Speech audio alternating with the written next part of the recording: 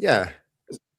Sometimes these updates, like, they take longer to come over the sea. Okay, no worries. It'll take longer. Yeah, to do the overseas travel. Yeah. Okay, guys, so we are starting the live stream. Welcome everyone to the Q4 Rocket Lab earnings live stream. We have Matt Money and Scotto with us. I'm hoping Miss Iglesias can also come, and we go straight into it because there is releases, press releases. Yeah, so I just kind of had a cherry pick. We'll go over these kind of quick because the actual earnings are out. So the headlines: Rocket Lab completes spacecraft commissioning for NASA's Escapade Mars mission. That's pretty cool. We're not going to bother reading through the full article because I'm sure a lot of this will go over on the call. And there are a couple other pieces of news that are probably a little bit more pertinent to our attention ahead of the call. Is this the next one? Yeah, so Rocket Lab's pulling out the buzzwords for Q4. We got Rocket Lab introducing advanced silicon solar arrays to power space-based data centers. Surging AI and compute demand pushes terrestrial data centers to their limit. Space-based data centers can harness infinitely abundant solar energy in orbit thanks to Rocket Lab's rapidly scalable silicon solar arrays. So I'm not sure if that's what's been kind of cooking at Solero. They've been building towards something. Those facilities have been increasing their capability by quite a bit over the past couple of years, a lot of which was already paid for. The last piece of news that will go before we're going into the actual earnings is kind of a big one, which is kind of leaves me scratching my head, is Rocket Lab acquires Optical Support Inc., strengthening national security payload capability. So I want to hear what you guys think about this, because it sounds like there's a bit of trouble in paradise regarding the Mynaric acquisition. There seems to be like a little bit of like a German company slipping the name at the moment.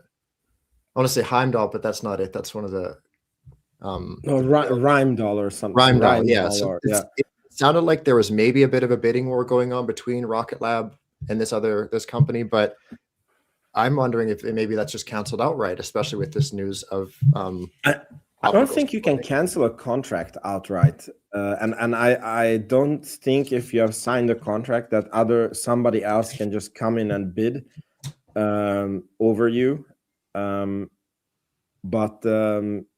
Yeah, I'm not sure what's happening. I don't think it's an issue yet. Maybe they mention it on the earnings call. We see. Okay, Maddie, I mean, it's like if. I don't know if I've digested it enough to make an opinion yet. Okay. Do you guys want to read through this, or should we hop over to earnings? How do you guys want to handle this? We got plenty of time. I think we should hop over to the earnings, and then I'm dying to know what's in there because it's like Neutron updates and. Yeah, there's a big Neutron update if you haven't seen it yet, Vince. Okay, we'll go to the proper presentation. Or Vince, did you have that up already? Do you want to do it on your end, or do you want to do it on mine? What do you prefer? I can do it here. So this is the Q4 investor update. Financial highlights. So record annual revenue, 602 million. Strong annual growth, 38% revenue year over year. Record quarter, 180 million for Q4. That's 36% up versus Q4 2024. Record backlog, 1.85 billion at the end of Q4 2025, a 73% increase from Q4 2024. Record gross margin, 38% GAAP gross margin. That's very nice. And wow, 44% non-GAAP gross margin. I mean, that's fantastic. Business highlights. 21 launches, new annual record. I don't know if I should read all these. Neutron, qualified Hangar Hippo fairing, completed Launch Complex 3, on-ramped to the NSSL launch program, entered major qualification campaigns for flight hardware. Space Systems awarded an 816 million prime contract to build missile defense constellation for Space Development Agency. Escapade Mars mission launched for NASA. Record growth of Space Systems components business acquisitions. acquired Geost, expand national security capability. Acquired Optical Support Inc., leader in high precision optical and optomechanical instruments. Acquired Precision Components Ltd., a new one. Both is new. Expands manufacturing capability for precision launch and space system components. So Electron, small launch leader again. Electron remains the only reliable high launch cadence rocket dedicated to small satellites. 0 new entrants in Western small launch markets. There were no successful orbital launches of a new small rocket in 2025. By the way, since I'm reading this, like I cannot see the comments, I don't see anything. So feel free to interrupt me if you guys want to say something. Hypersonic testing is a national priority. Rocket Lab is delivering 3 HASTE launches in 2025. Next one on the pad for Q12-6 launch. Q1 2026, Vince. You got it. Keep it up. You're doing great. Rocket Lab is the only credible provider that has demonstrated the ability to meet Department of War hypersonic launch targets at the rates needed for Golden Dome and other initiatives. Record year for new launch contracts. 30 plus launches booked in 2025. Freaking amazing. Diversified customers. U.S. national security and defense. Commercial constellations. New and returning customers. International allied governments. 4x launch deal signs with Black Sky in Q4. Brings total Electron launches booked by Black Sky to 17. Signed launch contract with new confidential customer to support national security. Wow. 21 launches in 2025, 30 plus launches booked. Strong growth for both bookings and execution. Space systems. I'm dying to know about Neutron. So Rocket Lab is the preferred disruptive new prime. 860 million contract to build Space Development Agency constellation of 18 advanced missile warning satellites. Okay, I'm not going to read those small points. Mars mission success. 2 Rocket Lab built satellites for NASA and the University of California, Berkeley's Escapade mission successfully launched, commissioned, and headed to Mars. Mission success, on time, on budget, deployment, commissioning, trajectory correction, maneuvers, preparing to hand control to UCB next month ahead of science operations beginning. Opportunity, Mars telecommunication orbiter. MTO is fundamental to NASA's Mars objectives. Search for signs of ancient life, understand the red planet's climate and geology, prepare for future human exploration. Spacecraft built for NASA on-orbit fueling mission. Vertically integrated launch plus spacecraft mission. One of only 2 U.S. companies with the ability to build and launch spacecraft. On-orbit technology demonstration of a cryogenic fluid management system for NASA to advance technologies that could support human space exploration. Introducing silicon solar arrays. Space-based data centers, commercial mega constellations, national security programs. Silicon solar arrays. I'm probably not saying it correctly.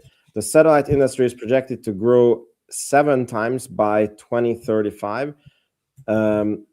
Space-based data centers are on the horizon as AI and compute demand soars. Geopolitical challenges are constraining supply of critical minerals used in traditional solar cells.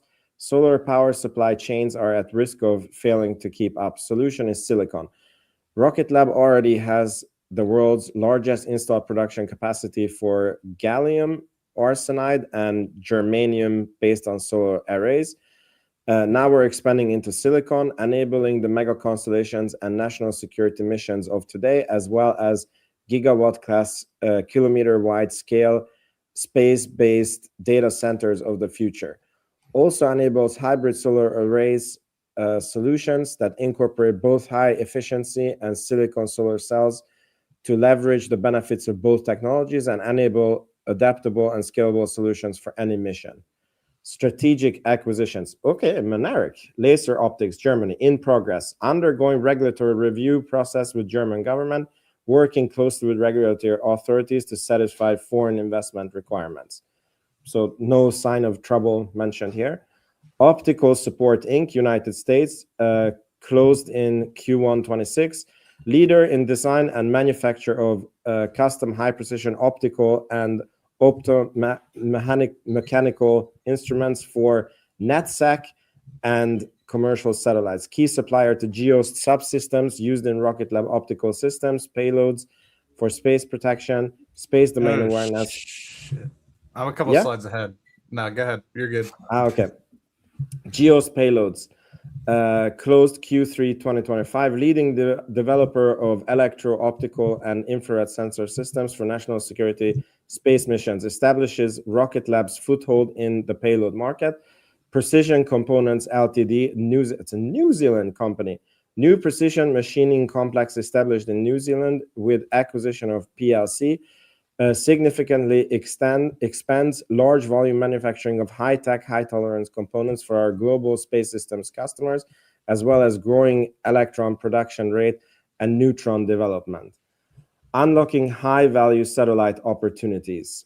So yeah, GEO, LEO, Wolverine ground station. Wolverine is an optical ground terminal, satellite mission ground station operations, Intel Center, Cascade ground sensor. Okay, that's new names that they have. Vertically integrated high performance RF and optical payload technology unlocks high value opportunities for national security and commercial customers. Key to Golden Dome, space superiority, ISR, and other future proliferated mission architectures. Owning the payload chain enables discriminating performance plus on-time. Does it say discriminating? Owning the payload chain enables discriminating performance plus on-time affordable delivery for high-volume constellations. GEOS acquired August 2025. Key to SDA T3T RK Win, now delivering the most advanced fire control solutions of any vendor in the proliferated PWSA for Golden Dome. Optical Support Inc. acquired February 2026.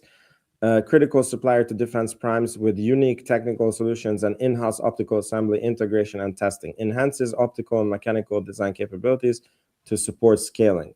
Selected by Mission Defense Agency for SHIELD. IDIQ contract from MD awarded in Q4 2025 for the Scalable Homeland Innovative Enterprise Layered Defense SHIELD program. 151 billion shared contract ceiling. Did I read that right? 151 billion shared that's a big number. That's why I said oh shit. Yeah. Positions Rocket Lab to compete for future launch and space systems contracts to deliver capabilities to the warfighter with increased agility. Building the future of space and defense.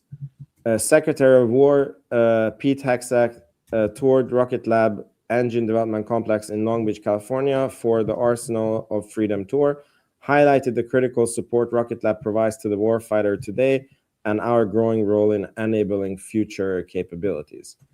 Neutron, here we go, baby. I've been dying to see this. Stage 1 tank update. Q1, stage tank ruptured during hydrostatic pressure trial in January 2026 after reaching anticipated flight loads. While not an uncommon outcome for any vehicle in qualification phase, we had expected this tank to pass and failure was not expected. A thorough investigation was initiated to determine root cause. The investigation identified that manufacturing defect resulted in a reduction in strength, specifically at a critical joint in the tank. The first tank was manufactured by a third-party contractor using a manual hand lay process. This was a scheduling decision designed to ensure tank production could continue while the AFP machine was being commissioned to manufacture future tanks. That answers a lot of questions. The next tank is in production now using the AFP machine, completely replacing the manufacturing process that introduced the defect. To ensure further resiliency, we're making a design change to the affected area to introduce margin and improve manufacturability. Once completed, the new tank will undergo extensive test campaign to ensure flight readiness. The design change, production time for the new tank, and the expanded test program ultimately pushes out Neutron's development timeline. Neutron's first launch now is targeted for Q4 2026. Oh, Do you guys know the the Eric Berger rule? No, what's that? The Berger law. He said any launch aimed for Q4 of a year happens on like Q2 or Q3 the next year. Uh-oh. I think it's called the Berger law or something like this. Hungry Hippo qualified and at Launch Complex 3. Neutron's fairing successfully qualified in Q4, delivered to Assembly and Integration Complex in Virginia Q1 2026. Up next, avionics and fluid systems integration, end-to-end systems testing, canards and TPS installation, ahead of integration with the rest of the launch vehicle. Next, Hungry Hippo in production for a second Neutron vehicle. Okay, Neutron thrust structure qualified, successfully qualified and ready to receive full set of Archimedes flight engines. One of the most complex parts of Neutron must be able to withstand 2.1 million pounds of thrust during tests, more than 44 electrons combined. Next up, fluids and avionics integration to the thrust structure before shipping to LC3. So plumbing. Cool. Interstage qualification underway. Neutron's 30-meter interstage is undergoing qualification testing at the Space Structure Complex before shipping to LC3, where it will be integrated with the Hungry Hippo fairing and remaining Neutron vehicle structures. Launch Complex 3 preparing for Stage 2 testing. Stage 2 test tower mounted on the launch mount at LC3, ready for arrival of Stage 2, and upcoming integrated stage tests on the pad. Ongoing pad activation and operation rehearsals continue in preparation for a very busy period at LC3 as various Neutron modules arrive for testing on the pad. Archimedes engine testing intensifies. Archimedes engines being put through extreme test conditions to verify performance and reliability in edge cases. Twin test cells at Stennis running in parallel to prepare first full set of engines for flight. Significant progress toward launch. Major structures reaching and passing qualification phase. Flight hardware is entering final integration for the first time. So the only orange, yeah, it's this new tank in production. And the rest of the parts seem ready. Also launch infrastructure. Okay. Financial highlights and outlook. Review of revenue and gross margins. So 38% year-over-year annual growth, plus 780 basis point year-over-year GAAP gross margin expansion, 16% quarter-over-quarter quarterly revenue growth, 100 basis point quarter-over-quarter GAAP gross margin expansion. Very nice numbers. Annual revenue increased 38%, or 166 million year on year, driven by an increase in launches from 16 to 21, as well as growth in our space systems business, driven primarily by increased contributions from our SDA Transport Layer Tranche 2 contract and our components businesses. Q4 revenue increase of 16% quarter over quarter, or 24.6 million, driven primarily by an increase in launches from 4 to 7.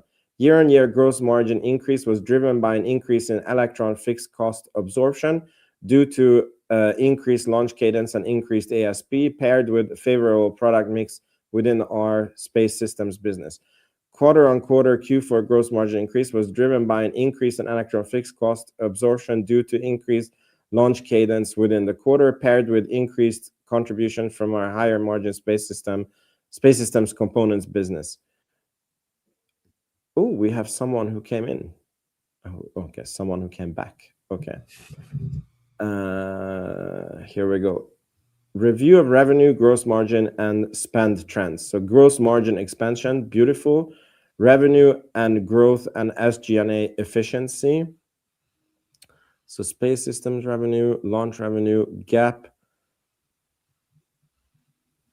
Okay, and non-GAAP SG&A percent. So what it's showing is that the sales and general administrative is becoming less and less percent of the revenue and is down to 19% non-GAAP and 27% GAAP.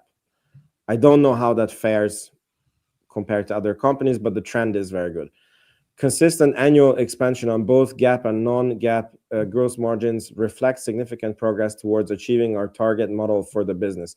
Significant revenue growth, representing a 4-year compound annual growth rate of 76%, driven by increased launch cadence annually, paired with significant growth in space system segment as we continue to expand our component product suite and expand into larger satellite platform opportunities. We continue to drive the business towards aggressive revenue, gross margin, and SG&A spending targets, particularly in the context of heavy R&D investment cycle with the Neutron development program. These operational efficiencies position us for even more improvement to the business model in 2026 and sets us up towards a model of significant profitability following the Neutron development cycle. Oh, wow. Significant profitability. They're not just saying profitability, it's significant profitability. Review of backlog, 1.85 billion. Q3 2020 ending backlog was 1.1 billion. Backlog by segment, okay, backlog by customer. Okay, so yeah, they have a huge space systems backlog. That's 74% of the backlog, and government is 65%. Of the backlog. Okay, Q4 backlog increase of 69% quarter-over-quarter, or 751 million, driven primarily by our new SDA Tranche 3 tracking layer contract toward partially offset by strong revenue growth from both segments. We expect approximately 37% of our ending Q4 backlog to be recognized within 12 months. Can somebody calculate how much that is? That's their guidance. Which includes preliminary Tranche 3 RevRec estimates. We expect the remaining 63% to be recognized beyond 12 months. Healthy pipeline, including multi-launch deals, large satellite platform contracts, and typical turns business will create additional 2026 revenue growth opportunities beyond our existing backlog. Oh, interesting. Review of operating expenses. GAAP and non-GAAP SG&A increased year-on-year, driven by higher staff costs across multiple functions, including the impact from Geost acquisition paired with increased IT and legal expenditures, in part related to compliance efforts to support ramping our U.S. government classified programs and an active M&A pipeline. A GAAP and non-GAAP R&D increased year-on-year almost entirely due to staff costs and prototyping related to the Neutron development program, particularly around Archimedes production and testing, fluid systems, mechanical systems, and composite structures. GAAP and non-GAAP SG&A decreased quarter-on-quarter, with GAAP declining primarily due to reduced legal costs related to M&A and capital market transactions, and non-GAAP reductions reflecting lower marketing expenditures and similar reductions to legal transactions and expenses during the quarter. GAAP and non-GAAP R&D expense increased quarter-on-quarter due to a step up in Neutron development spending, in particular propulsion, as we continue to ramp production and increase testing cadence of the Archimedes engine and composite structures. EPS, non-GAAP free cash flow, and adjusted EBITDA. 1.1 billion in cash and cash equivalents, marketable securities, and restricted cash enables continued investment in strategic growth opportunities. GAAP EPS loss increased primarily due to the absence of a non-recurring event in Q3 related to the partial release of the valuation allowance against our corporate deferred tax assets stemming from the Geost acquisitions purchase price accounting. If someone can translate that from Chinese, please do so. Purchase of property equipment and capitalized software increased 3.8 million sequentially to 49.7 million as we continue our Neutron infrastructure investments, including the pad at LC3 at Wallops, Virginia, our engine development complex in Long Beach, California, and the return on investment recovery barge. Negative GAAP operating cash flow increased 41 million sequentially, primarily due to the timing of employee equity transactions and related tax payments. Elevated cash consumption is expected to continue, driven by investments in Neutron development and the build out of subsequent Neutron tails, as well as infrastructure required to scale the business beyond the initial test flight. Adjusted EBITDA loss improved 8.9 million sequentially due to a strong increase in revenue quarter over quarter, paired with improved gross margin, partially offset by increased R&D expenses related to Neutron. Q1 2026 outlook. Q1 2026 revenue outlook. Expect revenue to range between 185 to 200 million. Expect year-on-year increases in both space systems and launch revenue. So far, so good. Q1 GAAP and non-GAAP gross margin. Expect GAAP gross margin to range between 34 to 36%, driven by weaker mix in several of our product lines. Expect non-GAAP gross margin of 39-41. Q1 GAAP and non-GAAP operating expense. Expect GAAP operating expense of 120 million to 126 million. Expect non-GAAP operating expense of 106 million to 112. Q1 2026 adjusted EBITDA.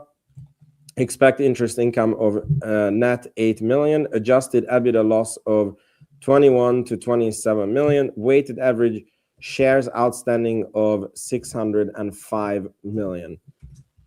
That's a lot of shares since I last remember looking at the shares. Okay, cool. Okay, now I'm going to breathe. I let you guys do the talking. Maddie, what did you like? What was your biggest takeaway here?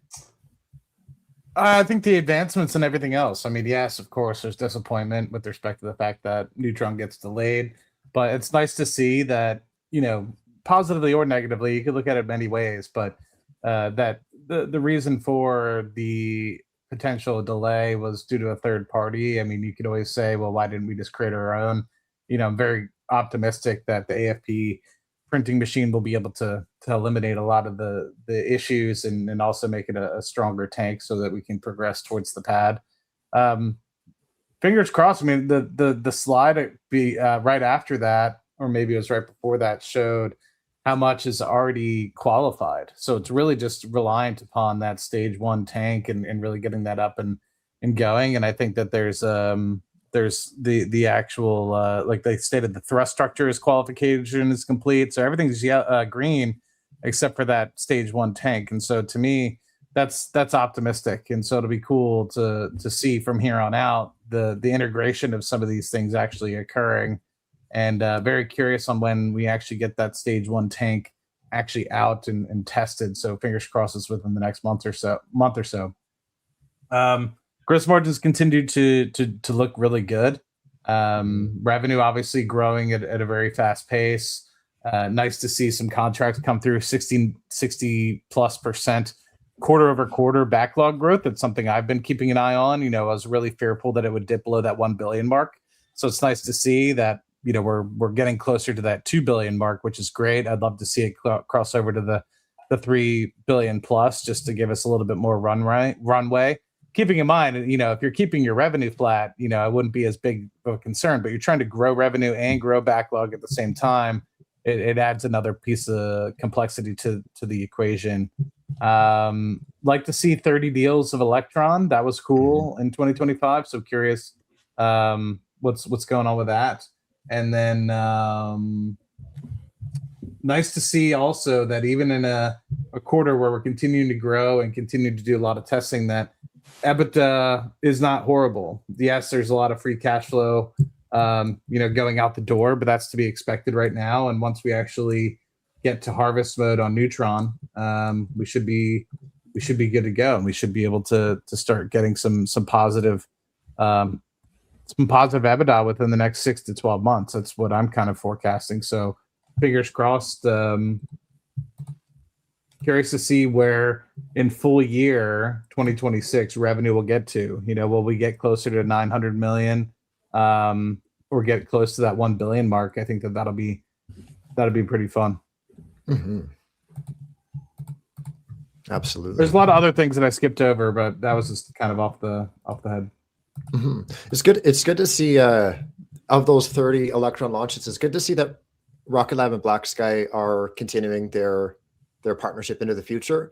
I've been following Black Sky for quite a while now, and I was commenting like they need a launch provider because they're kind of due with. I think they have one left with Rocket Lab from the last batch, So I kind of assume that they'll just be going with SpaceX because you see that from time to time. But it's good to see that they got the next 4 signed with Black Sky. So that'll like kind of pad out Black Sky's Gen 3 constellation. I think that fully builds it, but then past that, of course, they'll need to maintain. And they're already talking about Gen 4. I'm drawing a blank on the name. I think it's like Argos or Arpos or something. But either way, it's cool to see that relationship persisting. Interesting to see the silicone solar arrays among all sorts of Solero news. Also surprising, especially as we led into the call or the earnings presentation, we were talking about Optical Support Inc. And that came as a surprise because you kind of figured maybe they'd close Minaric and then work on the next acquisition. But it turns out that there are actually 2 acquisitions made this year already. The other being Precision Components from New Zealand. Just going down that list. So I don't mean to be a wet towel here for anybody, but that shields thing, I just finished going through this with Redwire, so it's kind of fresh on the brain. That $151 billion IDIQ, it sounds really cool, but this is actually going to be split between 2,440 companies. And of course, this isn't going to be like it's not going to be evenly distributed. Maybe it'll kind of lean more towards like, more tested companies getting a bigger slice of the pie. But if you were to just really like zoom out and assume everybody gets an equal piece, that's 151 billion divided by 2,440 companies. So we'll call it 61.8. We'll call it $2 million per company, but that's over a 10-year period. So if you really kind of boil it down, it's like $6.2 million per year per bidder, I guess, however you want to phrase that. So it's like it's cool, but it's hopefully Rocket Lab just gets a bigger piece of the pie than that 6.2 million per year. Also, Vince, you mentioned the whole backlog. So 1.85 billion, 37% expected in the next. Actually, can I share my screen real quick? Yeah. So there's that 37%. Oh, I have too many screens. I did the math. It's 680 million. It's only like a 12% growth, but they do mention below that they think there's opportunities this year that is not on the backlog yet. Mm-hmm. I have something to show though, because I don't think that's I don't think that's quite accurate. And the reason that I say that, so every time that Rocket Lab has said, this is how much this is how much backlog there is at the end of this period, and this is what we're expecting over the next 12 months. That's basically what we're looking at here. Try bringing it in just a little bit more, or for some reason I can't. Either way, what we're looking at here, this is the number that is like guided for indirectly. So you can see remaining backlog totaled 534 million as of June 30th, 2023, 57% expected to be recognized in the 12-month period. So that's what we have up top here. And then the next row down, this is what was actually recognized. And then the third one is what is the percentage difference between those two. So these are each in like chunks of 3. So this is kind of the indirect guide. The second row is what's actually recognized, and the third one is the percentage change difference. So all this to say is we're looking at like 7%, 9%, as high as 24% here, 10%, 7%, 8%, and we can go as far as the end of what was just reported, Q4 2025, and that was a 13% beat on that. So it does look only like a, what did you say, Vince? A 12% difference? Yeah. But they could probably also like currently, if we interpret that as their guide, then they're only guiding for 12% growth. Mm-hmm. Yeah, I'm with you on that. I think that's going to be just a little bit higher is all I'm trying to drive to. That's what I'm trying to show here. Yeah. Cool. Cool. So I see a lot of people asking when is the conference call and what happened to Sir Peter Beck speaking. So we're not speaking for him. The conference call is starting in 12 minutes. And we're just going through. Does anybody have a summary? Yeah, it was great earnings. I mean, I don't really see anything that I don't like in these earnings except for the Neutron delay. yeah, but other than that, like everything is going in the right direction. And yeah, I mean, I wish that the guidance was a little higher, but I don't think it's enough. Yeah, I don't know if, I mean, this is not an official guidance, and they did say that there is other opportunities this year that is coming. Matt, you're muted. Thank you. Yeah, I think people need to take some of these numbers with like some patience, right? I mean, if you look at where we're at, I mean, year over year growth was 36%. It was the best quarter for launch ever for the company at $75.9 million for just one quarter, closing in on 199 million for the entire year, which is the best for the company. Over 400 million in space systems, which is huge. That particularly for launch was 79% growth year over year. So last year, fourth quarter, we had $42.4 million worth of launch, and we got 75.9. So massive increase, 79%. And really, that's what drove up the growth for revenue in the quarter, because 15% was year over year for space systems, which was 90 million last year, and it's 103 million this quarter. But that being stated, I mean, we're talking about growing beyond this as well, right? And we know for the first quarter, we haven't yet had too many launches. I mean, we've had 2 so far. We're about to have a third. So if we're still predicting that we're going to be having close to $200 million in revenue for the first quarter, and granted there's only a month left, then that means that space systems bottom line revenue has to or top line revenue has to come up substantially. So I wouldn't be surprised if we end up with a quarter of over 120 million, which would be a massive quarter over quarter increase on space systems.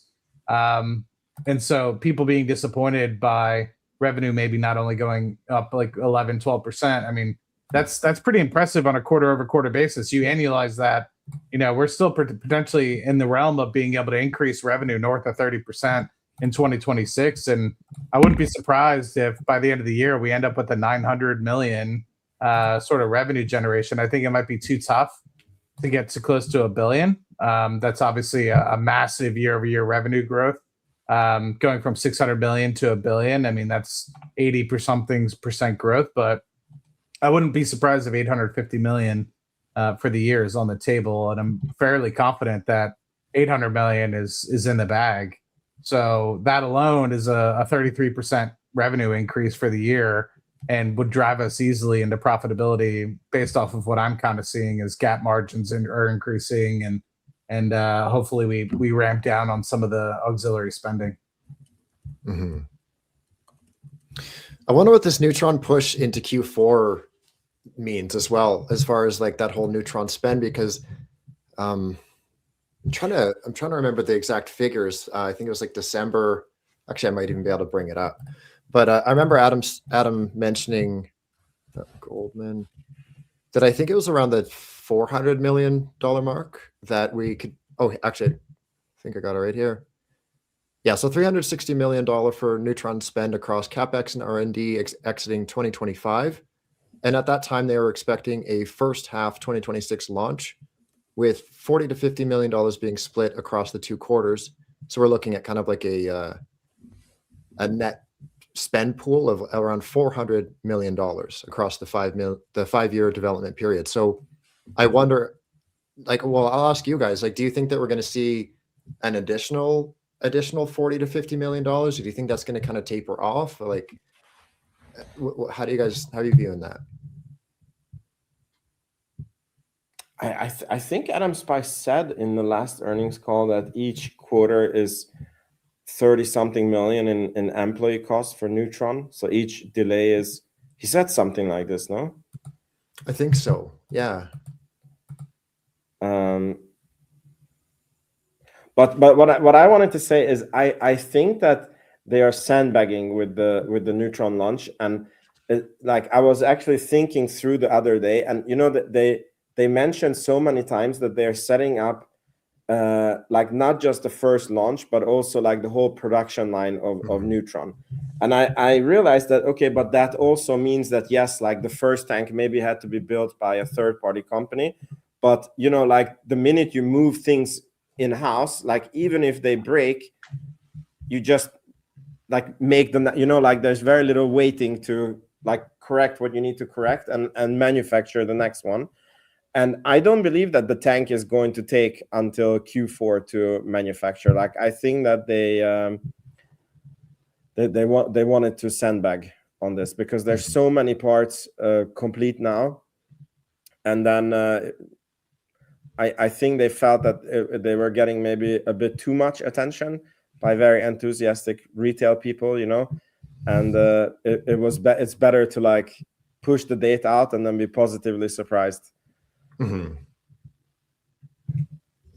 Yeah, I think one of the things that I'm thinking about as well is that regulatory is a piece that might be taken into account as well. I mean, you don't know. I mean, maybe they anticipated they'd be able to get a launch license way faster, and maybe they need a fully integrated test before they're able to do that.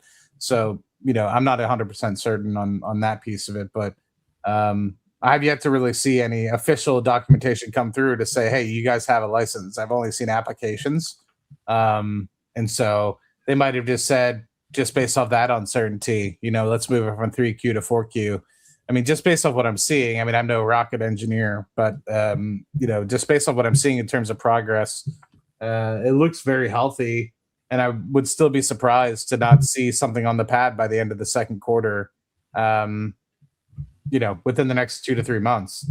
So, yeah, I mean, cautiously optimistic. It seemed like that it shouldn't take 100% too long to rebuild that stage 1 tank. It was already underway before they exploded the first one. So fingers crossed that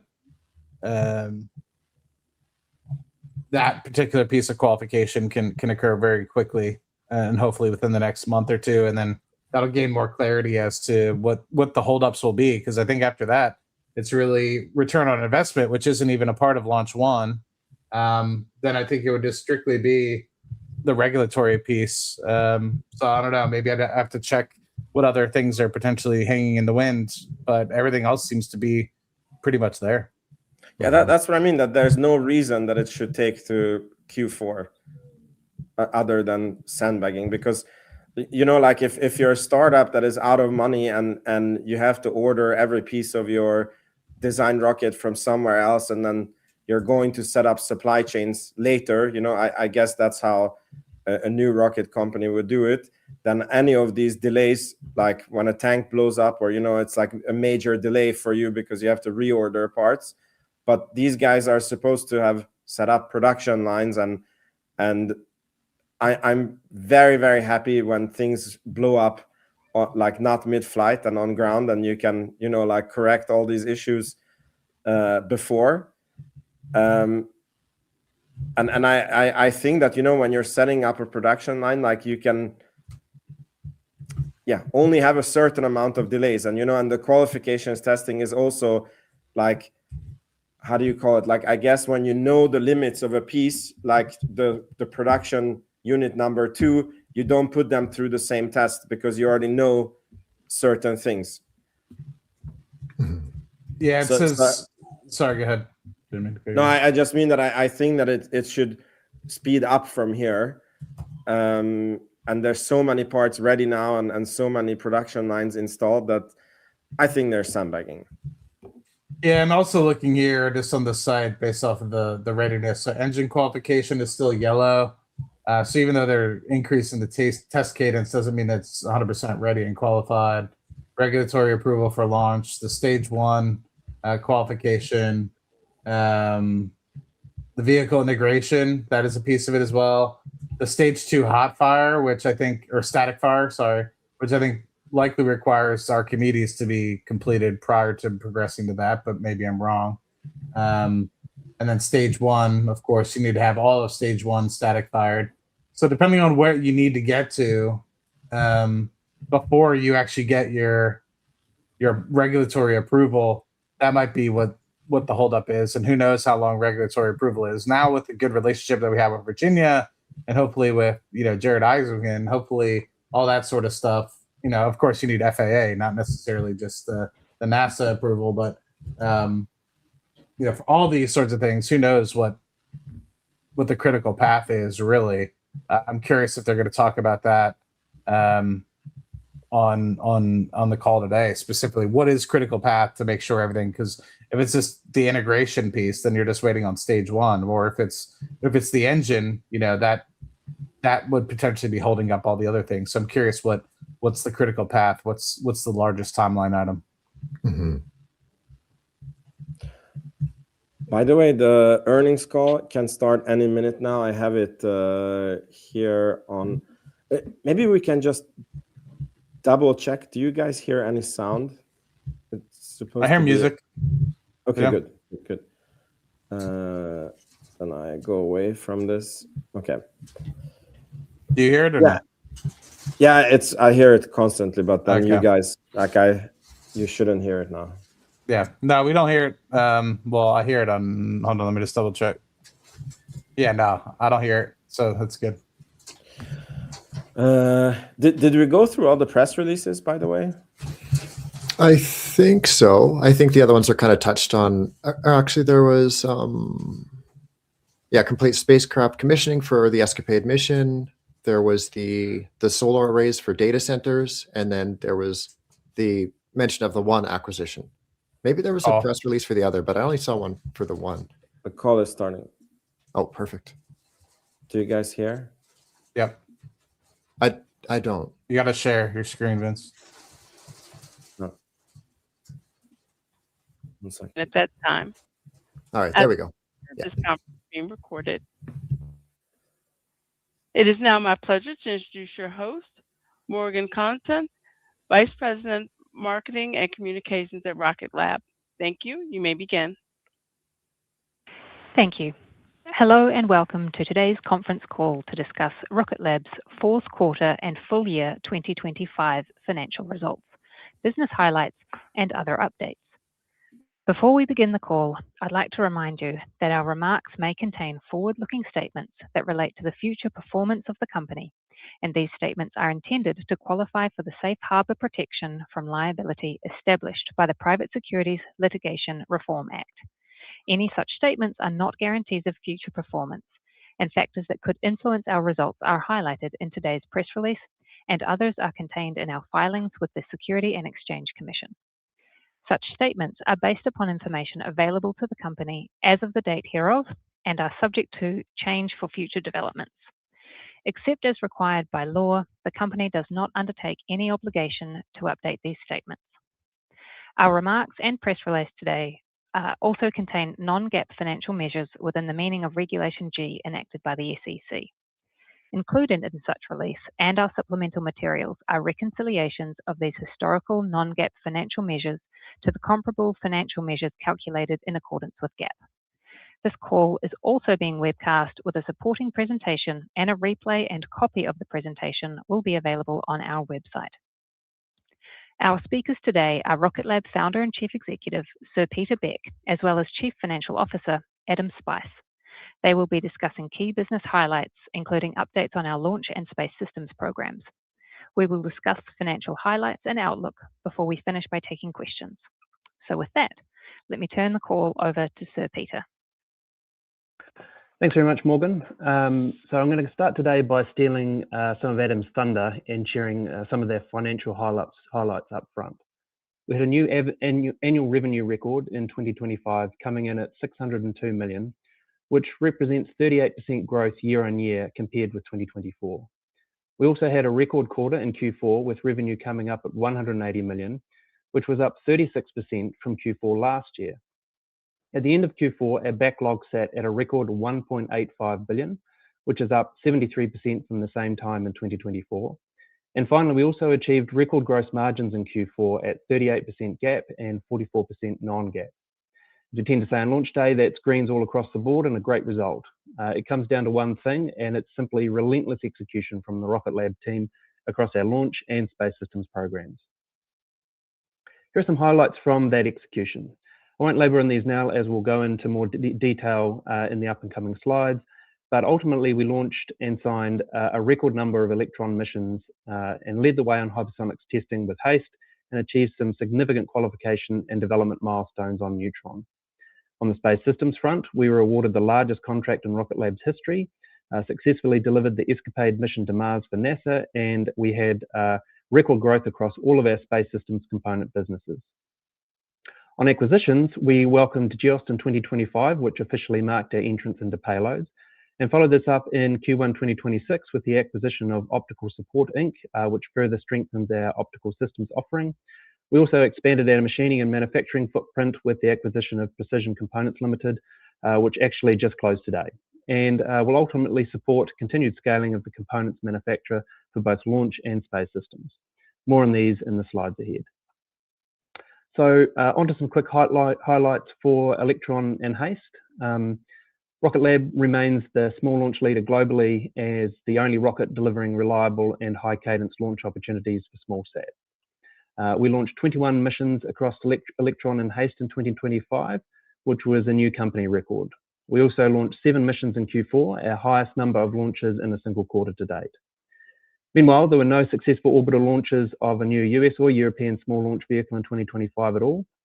And it's very clear when small set operators need a dedicated ride to orbit, they come to Rocket Lab, and we're proud to hold this title and look forward to expanding it again, the record again, even further this year. The US government has made no secret of the fact that faster and more frequent hypersonic testing is an urgent need and a national priority. Rocket Lab is the only credible provider that has demonstrated the ability to deliver this capability right now, not years into the future. In 2025, we conducted 3 successful HASTE missions, and the next one is on the pad in Virginia, now just days away from launch. This kind of cadence and reliability positions us well for programs like Golden Dome. With more HASTE missions on the books this year, we'll be rapidly building that moat even further. It was a record year for launching missions, but also for signing them. We added more than 30 new launches to the manifest across Electron and HASTE. They came from a nicely diversified customer base spanning the US, NatSec and defense, commercial constellations, and international organizations. We had many returning customers sign new contracts, often for bulk buys of multiple launches, but also added new names too, which demonstrates that our small launch customer base continues to expand. In Q4 alone, we signed a new multi-launch deal with Black Sky for 4 new launches, which brings the total number of missions they've booked with us to 17. We also signed a contract with a new confidential customer in support of national security. As always, our pipeline for Electron and HASTE remains strong, and we're excited to continue signing new and novel missions, as well as a standard repeat and mission profiles in 2026. Now, on to space systems. Rocket Lab is not new to being a prime contractor, but in Q4, we made an announcement that highlights our substantial growth in our satellite market and further cements our position as a preferred disruptive prime. The Space Development Agency, or SDA, awarded us an $816 million contract to build an advanced constellation of 18 spacecraft equipped with advanced missile warning, tracking, and defense sensors to provide global and persistent detection and tracking of emerging missile threats. It's the largest single contract in Rocket Lab's history. What's more, as a leading merchant supplier into the other tranche 3 prime contractors, there are additional subsystem opportunities that could add a total capture value to approximately $1 billion for supplying payloads, solar power, reaction wheels, and star trackers, software, and other solutions from our broad portfolio of capabilities. It's important to point out that the acquisition of GEOST played a significant role in securing this award. Rocket Lab is the only commercial provider producing both the spacecraft and payloads in-house for SDA and for the tracking layer Tranche 3, supporting the government's goals for speed, resilience, and affordability in space-based missile defense. This award follows on from our previous prime contract award for SDA's Transport Layer Beta Tranche 2 program. With the 2 programs combined, we now have more than $1.3 billion in contracts signed with SDA. I think an important takeaway from this announcement is not just that we've won a significant contract, it's that Rocket Lab is repeatedly winning large awards that have historically been the exclusive to the legacy aerospace primes. We're seeing a new world order established in the defense world with the rise of companies like Anduril and Palantir, playing leading roles in disrupting slow, bloated traditional players. Rocket Lab is clearly doing this in space and unseating the old guard. Okay, on to Mars. In Q4, the ESCAPADE mission launched, and the twin satellites we built for NASA and UC Berkeley are now well on their way to the Red Planet. With ESCAPADE, we've proved that it's possible to deliver decadal class missions on a drastically shortened timelines and for significantly smaller budgets than typical interplanetary missions. We made this possible through vertical integration, maintaining strict control over schedule and budget. With both spacecraft now successfully commissioned and in a loiter trajectory near L2, that's a Lagrange point, around 1.5 million kilometers from Earth, Rocket Lab's primary role in the mission will soon be complete when we hand it over to the team at UC Berkeley next month. Even once control has been transferred, we'll be cheering blue and gold along as they arrive in Mars orbit in September next year. Our role in ESCAPADE might have reached mission success, but we're not quite finished yet with Mars yet. We've made no secret of the fact that we think Rocket Lab is the strongest contender to deliver NASA's Mars Telecommunication Orbiter program. An MTO will be fundamental to everything else on Mars, enabling science now and human exploration in the future. We'll make it possible with a rare combination of proven spacecraft, deep space mission experience, reliable rockets, and end-to-end space systems capability as a vertically integrated mission provider. Our hardware and our software has enabled some of the most ambitious and successful Mars missions in history, including the Mars InSight lander, Perseverance rover, Ingenuity helicopter. Mars is in our DNA, and Rocket Lab has more hardware and on and orbiting Mars than just about any other company today. Okay, on to programs. We had a key milestone for LOXSAT, which is our launch plus spacecraft mission to build and deploy an on-orbit cryogenic fuel depot for NASA. This spacecraft is now complete and will be marching steadily towards launch later this year.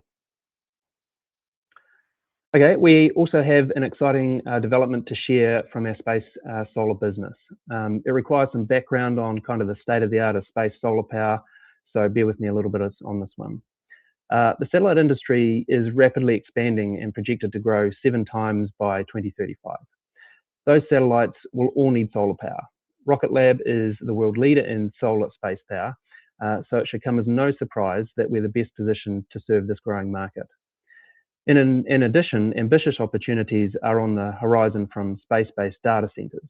As AI and compute demand soar and data centers on Earth reach their limits, companies are beginning to seriously explore moving data centers to orbit where they can take advantage of the cool conditions and infinite solar energy.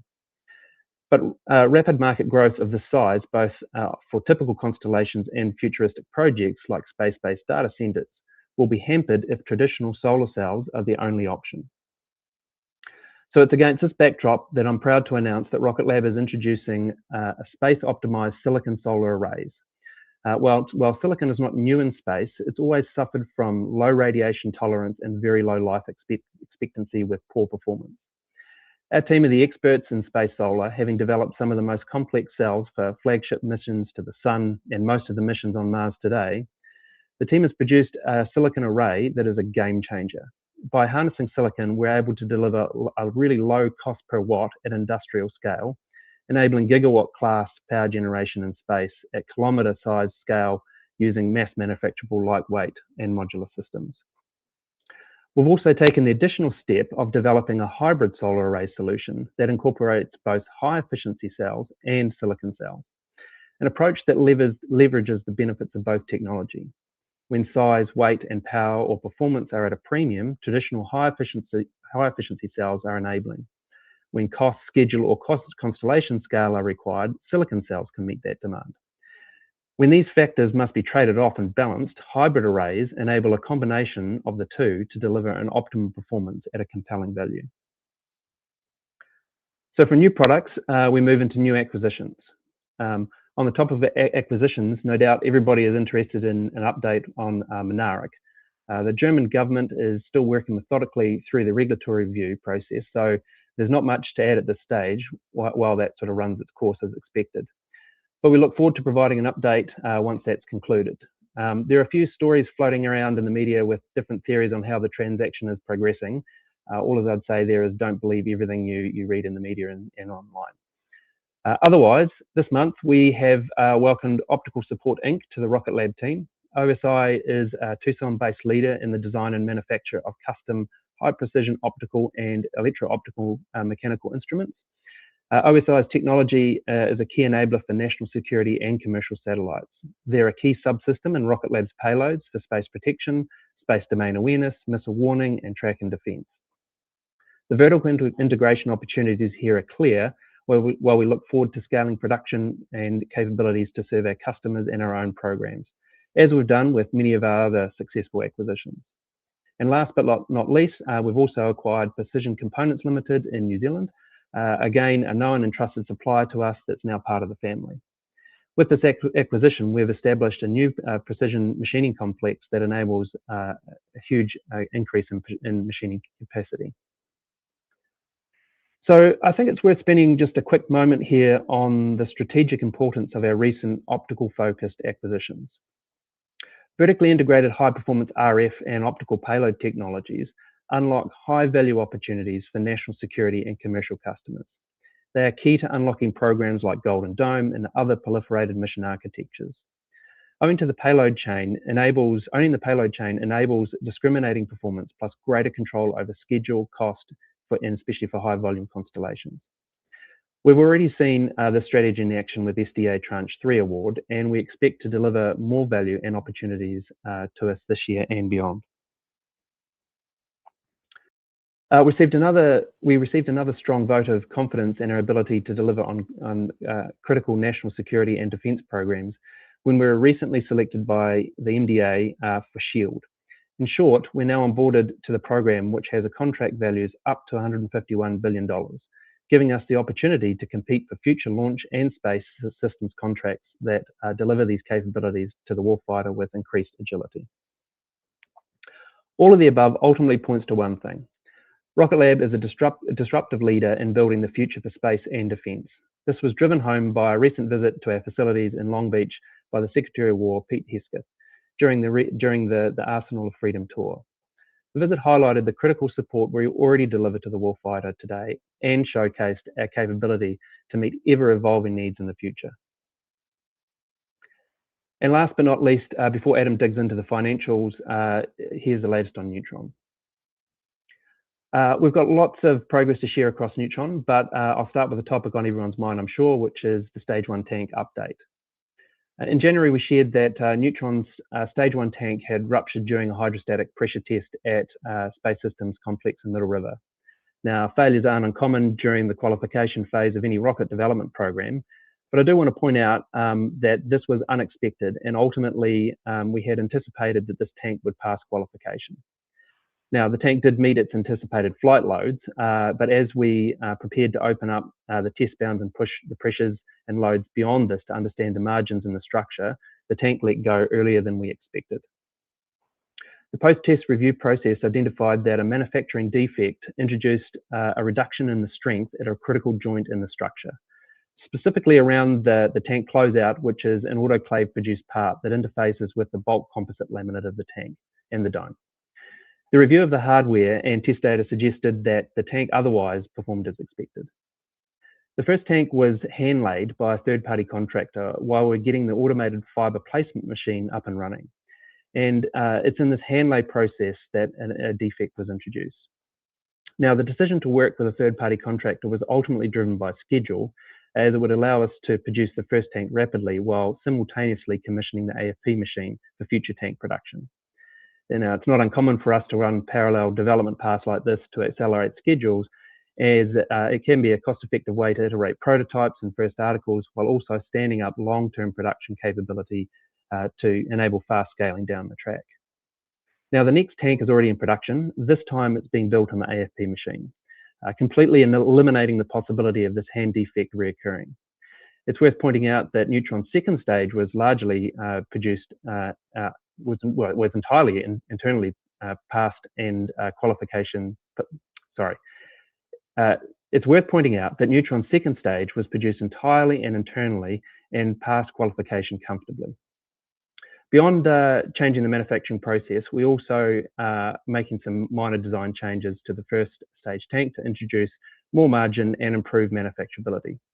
To be clear, we're happy with the overall tank design, but since we're making a new one, we thought we'd always take the opportunity to tweak things a little bit and optimize it. Once completed, the new tank will undergo an extensive test and qualification campaign to verify flight readiness, and we're going to take our time with that process. The priority will always be to bringing a reliable rocket to market, even if it means taking a few extra months. Ultimately, the combination of the new tank and the production design tweaks and the test and qualification campaign will adjust Neutron's time frame a little bit. As such, Neutron's first launch is now targeted for Q4 2026.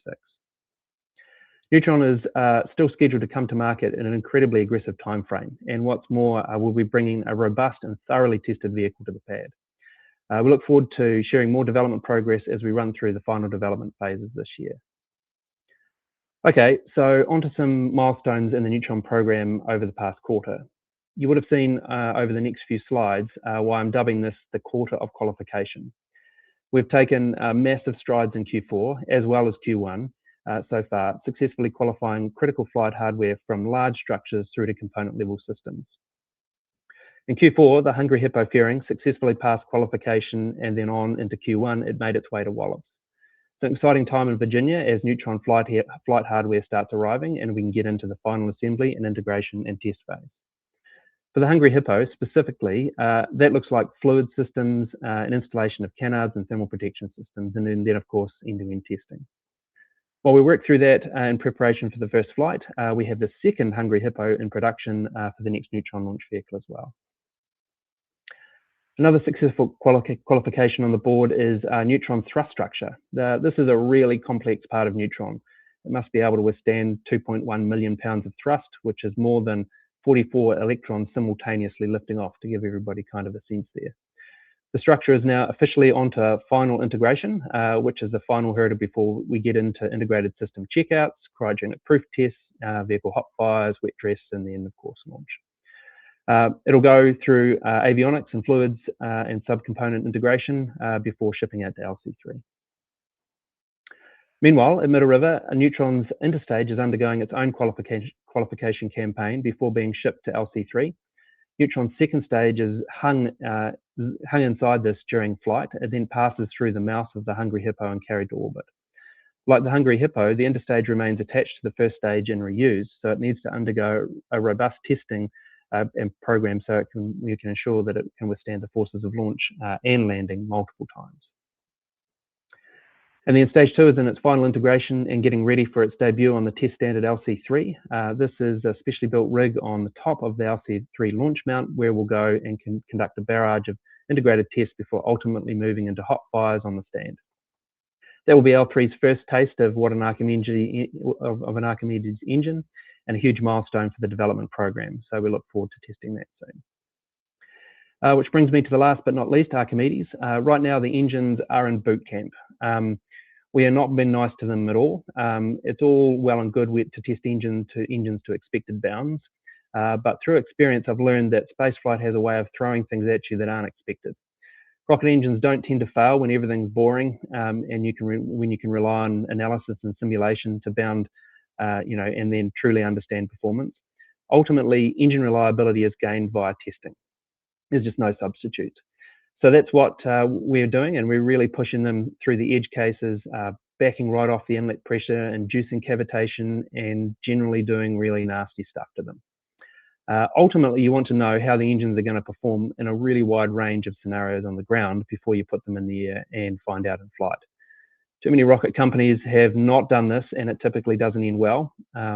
This is the same kind of process we undertook when developing Rutherford, the engine on Electron. And right now, we've flown more than 800 of those engines successfully to space. So we'll be bringing the same level of reliability and rigor to Archimedes.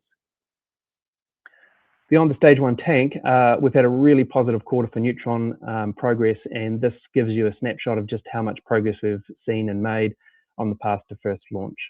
Major structures and subsystems are passing qualification, and for the first time, we have hardware and final integration. These are the final steps before we go into integrated testing on the pad with hot fires, stage tests, and then wet dress, and then, of course, launch. Beyond the vehicle itself, we've established all the supporting infrastructure to enable first launch and beyond.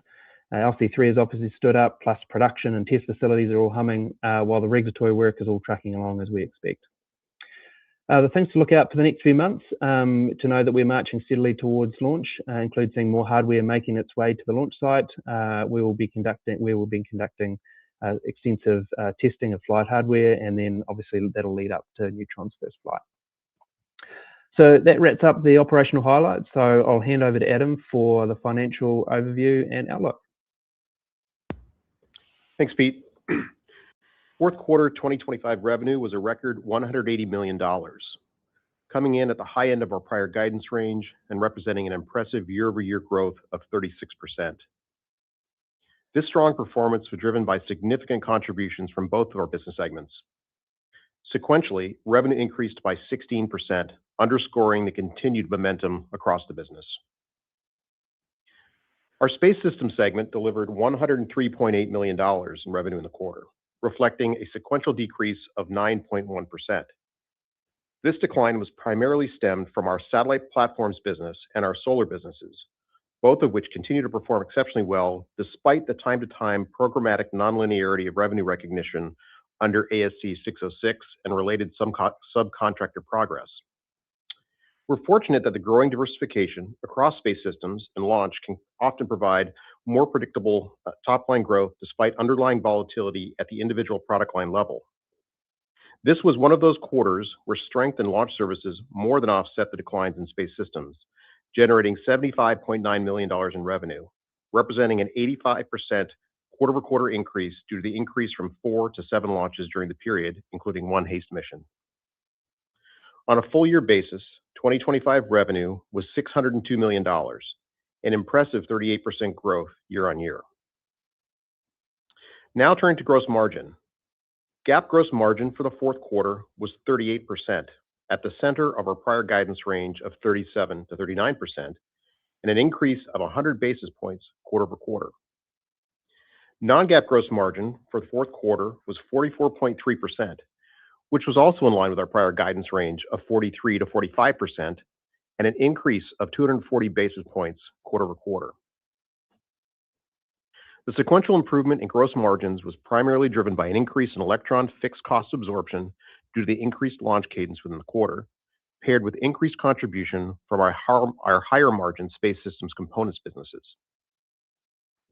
On a full year basis, GAAP gross margin was 34.4%, an increase of 780 basis points year-over-year, while non-GAAP gross margin was 39.7%, an increase of 770 basis points year-over-year. Relatedly, we ended Q4 with production-related headcount of 1,244, up 46 from the prior quarter. Now, before moving on to backlog, I want to take a moment and zoom out and provide perspective on the progress we've made towards our long-term financial model since our NASDAQ listing in 2021. Revenue has grown nearly 10x, achieving a compound annual growth rate exceeding 76%. Gross margins have increased each year, more than doubling the contribution from each dollar of revenue. This expansion highlights our strong and disruptive competitive position in the industry, as well as our highly valued and differentiated products and services across the business. The combination of this revenue growth and margin expansion has put the company on a solid foundation and path towards achieving meaningful operating leverage and long-term cash flow generation. Lastly, I thought it important to call out our SG&A spending as a percentage of revenue, as I'm encouraged to see this continue to trend downward as we scale the business. We are constantly driving the business to be fiercely efficient, and I believe that we're positioned to drive even more growth and efficiency in 2026 and beyond. Now turning to backlog. We ended Q4 2025 with approximately $1.85 billion in total backlog, an impressive 69% growth sequentially, primarily due to our recent SDA Tranche 3 Tracking Layer contract award, which we announced last December. As we've mentioned before, Space Systems backlog in particular can be lumpy given the timing of these increasingly larger needle-moving program opportunities. But once awarded, they can significantly de-risk revenue growth for several years. We continue to cultivate a strong pipeline that includes multi-launch agreements across Electron, HASTE, and Neutron, as well as large satellite platform contracts across government and commercial programs. Currently, launch backlog accounts for approximately 26%, while space systems represents approximately 74%. Looking ahead, we expect approximately 37% of our current backlog to convert into revenue within the next 12 months, which includes preliminary Tranche 3 revenue recognition estimates, which we believe will prove to be conservative, which in addition to the healthy sales pipeline, are expected to drive incremental top-line contribution beyond the current 12-month backlog conversion. Turning to operating expenses, GAAP operating expenses for the fourth quarter of 2025 were $119.3 million, below our guidance range of $122 to $128 million. Non-GAAP operating expenses for the fourth quarter were $104.5 million, which were also below our guidance range of $107 to $113 million. The sequential increase in both GAAP and non-GAAP operating expenses were primarily driven by continued growth in prototype and headcount-related spending to support our Neutron development program. Specifically, investments ramped up in propulsion as we continue to test Archimedes engines, as well as test and integration of mechanical and composite structures at our facility in Middle River, Maryland. In R&D specifically, GAAP expenses increased $8.1 million quarter over quarter, while non-GAAP expenses rose $7.7 million. These increases were driven by the ramp-up of Archimedes production and testing, along with higher expenditures related to composite structures and fluids, as just mentioned. Q4 ending R&D headcount was 1,012, representing a decrease of 7 from the prior quarter. In SG&A, GAAP expenses decreased $5.1 million quarter over quarter, while non-GAAP expenses declined $1.3 million quarter over quarter. These decreases were primarily due to a reduction in transaction-related legal and other professional services fees related to M&A and capital markets transactions, paired with a slight reduction in marketing expenses. Q4 ending SG&A headcount was 389, representing an increase of 4 from the prior quarter. In summary, total headcount at the end of the fourth quarter was 2,645, up 43 heads from the prior quarter. Turning to cash, purchase of property, equipment, and capitalized software licenses were $49.7 million in the fourth quarter of 2025, an increase of $3.8 million from the $45.9 million in the third quarter. This increase reflects ongoing investments in Neutron development as we continue testing and integrating across the pad at LC3 in Wallops, Virginia, and Middle River, Maryland, expanding capabilities at our engine development complex in Long Beach, California, and build-out of the return on investment recovery barge in Louisiana. As we progress towards Neutron's first flight, we expect capital expenditures to remain elevated as we invest in testing, production scaling, and infrastructure expansion. GAAP EPS for the fourth quarter was a loss of 9 cents per share, compared to a loss of 3 cents per share in the third quarter. The sequential increase to GAAP EPS loss is mostly attributable to the $41 million tax benefit we recorded during the third quarter, which was due to the partial release of the valuation allowance against our corporate deferred tax assets, as a result of acquiring an equal amount of deferred tax liabilities emanating from the GEOST acquisition purchase price accounting. GAAP operating cash flow was a use of $64.5 million in the fourth quarter of 2025, compared to $23.5 million in the third quarter. The sequential increased use of $41 million was almost entirely due to the timing of employee equity program-related tax payments. Similar to the capital expenditure dynamics mentioned earlier, cash consumption will remain elevated due to Neutron development, longer lead procurement for SDA, investments in subsequent Neutron tail production, and infrastructure expansion to scale the business beyond the initial test flight. Overall, non-GAAP free cash flow, defined as GAAP operating cash flow, less purchases of property, equipment, and capitalized software in the fourth quarter of 2025 was a use of $114.2 million, compared to a use of $69.4 million in the third quarter. The ending balance of cash, cash equivalents, restricted cash, and marketable securities was approximately $1.1 billion at the end of the fourth quarter. The sequential increase in liquidity was driven by proceeds from sales of our common stock under our at-the-market equity offering program, which generated $280.6 million during the quarter. These funds are primarily intended to support acquisitions, such as the announced pending Mynaric acquisition, the recently consummated acquisitions of Optical Support Inc. and Precision Components Limited, as well as other targets in our robust M&A pipeline, along with general corporate expenditures and working capital.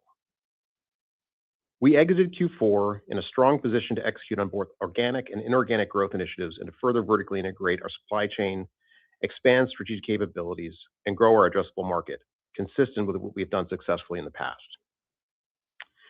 Adjusted EBITDA loss for the fourth quarter of 2025 was $17.4 million, which was below our guidance range of $23 to $29 million loss.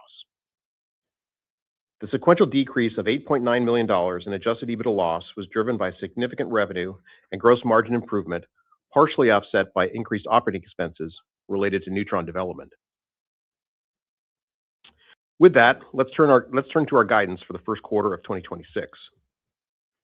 We expect revenue in the first quarter to range between $185 and $200 million, representing 7% quarter-on-quarter revenue growth at the midpoint, and growth of 57% from the year-ago quarter. We anticipate slight step-down in both GAAP and non-GAAP gross margins in the first quarter, with GAAP gross margin to range between 34% to 36%, and non-GAAP gross margin to range between 39% to 41%, with a modest sequential decline driven by a greater mix of space systems versus higher margin launch, and a weaker margin mix within our space system segment. We expect first quarter GAAP operating expenses to range between $120 and $126 million, and non-GAAP operating expenses to range between $106 and $112 million. The quarter-over-quarter increases are primarily driven by ongoing Neutron development and spending related to Flight 1, including staff costs, prototyping, and materials. However, we expect to see a shift in spending from R&D and into Flight 2 inventory throughout 2026, which is an encouraging sign of progress as we move closer toward Neutron's first flight and adjusted EBITDA positivity as a result. I'm optimistic that with the impressive strides we've made towards this milestone, and currently expect Q1 to mark peak Neutron R&D spending. We expect first quarter GAAP and non-GAAP net interest income to be $8 million, which is a function of higher cash balances, as well as conversion of approximately $117 million of convertible notes since December 31st. We expect first quarter adjusted EBITDA loss to range between $21 and $27 million, and basic weighted average common shares outstanding to be approximately 605 million shares, which includes convertible preferred shares of approximately 46 million, and reflects the conversion of approximately 23 million shares from our outstanding convertible notes thus far in Q1. There remains only 7.5 million shares, or 11% of the original $355 million issuance outstanding. And when taken into the additional context of the retirement of the Trinity equipment line in Q4, we have substantially eliminated indebtedness from the business. Lastly, consistent with prior quarters, we expect negative non-GAAP free cash flow in the first quarter to remain at elevated levels, driven by ongoing investments in Neutron development and scaling production. This excludes any potential offsetting effects from financing activities. Last but not least, here are some of the upcoming investor events that we'll be attending in the next few months. And with that, we'll hand the call over to the operator for questions. Thank you. If you'd like to ask a question, please press star 11. If your question has been answered and you'd like to remove yourself from the queue, please press star 11 again. Our first question comes from Andres Sheppard with Cantor Fitzgerald. Your line is open. Hey, everyone. Good afternoon. Thanks so much for taking our questions, and congrats on all the great progress, and thanks for the update on Neutron. Adam, maybe want to start with the backlog. I'm wondering if you can maybe help us drill a bit deeper in it and maybe remind us what is included in here. Does this include the 40% of revenue from SDA Tranche 2, 10% of maybe the Tranche 3, and what are you including from Neutron and Electron here? Thank you.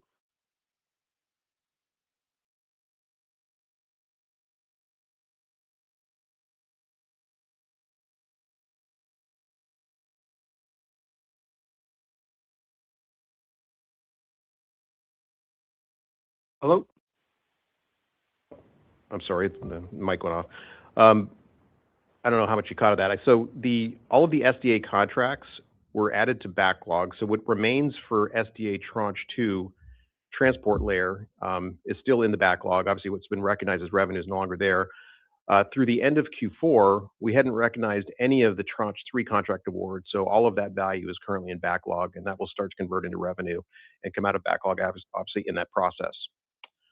As far as Neutron's concerned, I think we've spoken before that we have several flights that are representative in our launch backlog that's reflected in our filings.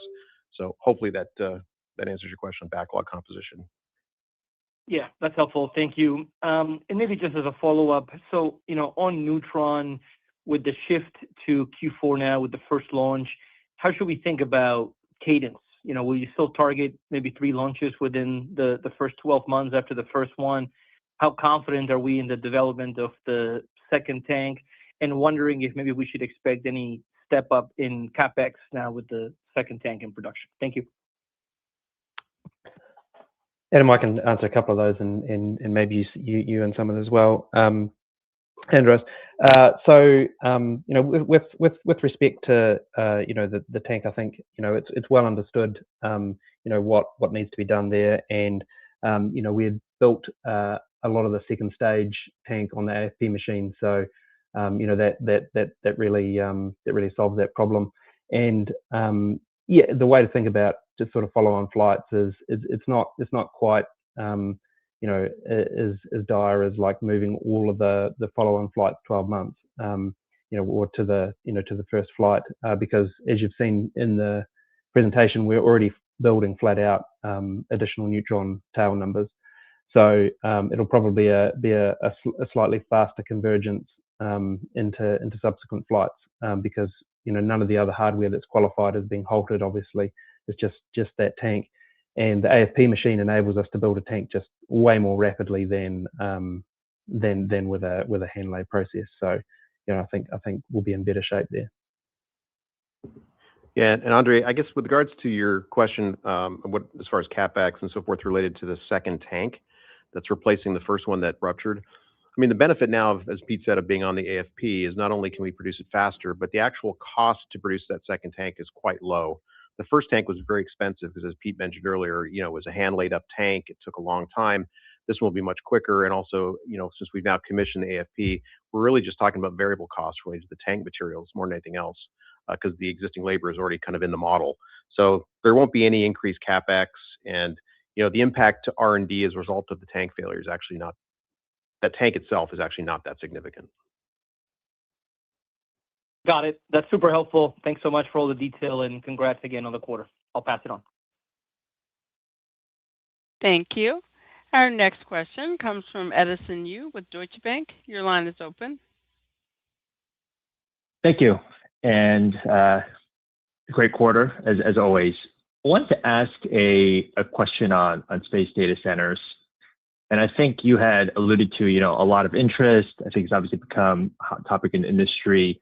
Can you give us a sense on how these kind of early discussions are going with potential customers interested in doing this? And is it realistic to see some type of Rocket Lab content in a space data center, let's say within the next 2 or 3 years? Hey, Edison, thanks for the question. So I think, look, we're early with data centers. If you look at some of the models, there's a number of things that sort of have to come into focus before they become the logical choice versus terrestrial. But we never want to miss an opportunity, and we've been developing the silicon arrays and power solutions for a while now, focusing on mega constellations and these high volume power applications. But if you stand back objectively and you think about what are all the challenges with putting data centers in orbit, it boils down to really 3 things. One is cost and cadence of launch to be able to make the model close, and then 2 is heat rejection through various means, and 3 is just sheer power. Like, these are gigawatts of electrical power. So solar arrays of multi-kilometers in scale are what's needed. So, we wanted to make sure that whether they leave this Earth or not, there'll be Rocket Lab logos all over that stuff. So, as far as I'm aware, there's nobody else has a silicon solution quite like we've developed. Understood. And to your point on heat rejection, I guess the radiator, is that a capability you have in-house that you need to develop over time, or is that something inorganic? Just curious on what needs to be kind of technically done there. Yeah, I mean, look, all of our spacecraft have radiators. I mean, you generate heat. You have to reject it. So, there's various kind of ways of doing that, and piping heat around the spacecraft to radiate it. So I don't see that as a huge technical challenge. It's just on the scale that's required hasn't been achieved before. So that's that's the challenge there. But to be clear, I mean, I don't foresee us building massive AI data centers anytime soon. But those who are at least experimenting with it and looking to go down that path, I think we have a lot of compelling solutions. Gotcha. If I could just sneak one quick one in terms of just the discussions, can you give us a sense of like the flavor of customers? Are these kind of new customers, non-traditional customers, kind of exploring this idea with you? Yeah, I mean, we have to be a little bit careful here, but I would say that there's certainly more non-traditionals looking at this kind of solution than traditional players. Great. Thank you so much. Thank you. Our next question comes from Ronald Epstein with Bank of America. Your line is open. Hey, this is Alex Preston on for Ron. Can you guys hear me all right? Yeah, we can hear you. Perfect. So I know you talked a little bit about progress on the Mynaric acquisition, but I was a little more interested maybe broadly in the environment in Europe and more generally, right? It seems like there's a growing appetite for, call it indigenous launch and national security space capabilities. And I'm interested if you sort of see this trend yourselves or how you see this developing. I know, Pete mentioned no other small launch provider has really succeeded in the last year, but it's still I think, focus for a lot of people. Yeah, hey Alex, it's a great question. Look, one of the reasons why we like Mynaric and why we think it's important, Europe more in general is exactly that point, is that there's a lot of space nations there that have very little capability with giant aspirations and really short time frames. And I think it's always everybody's desire to build domestic capabilities. But the reality is, if you want to stand up these kind of capabilities really, really quickly, you don't have the decades that it takes to build often these sovereign capabilities. They're very specialist, often equipment and facilities, and also intellectual property and knowledge. So we see Europe as a great opportunity for us and a real expansion beachhead where we can provide solutions at the component level. We can provide solutions at the complete system with respect to a satellite. We can provide launch, and you've seen even European space agencies procure launch from us now. And once we have a footprint in Europe proper, being eligible for participating in European programs becomes possible. So, no, I think it is it's a great opportunity.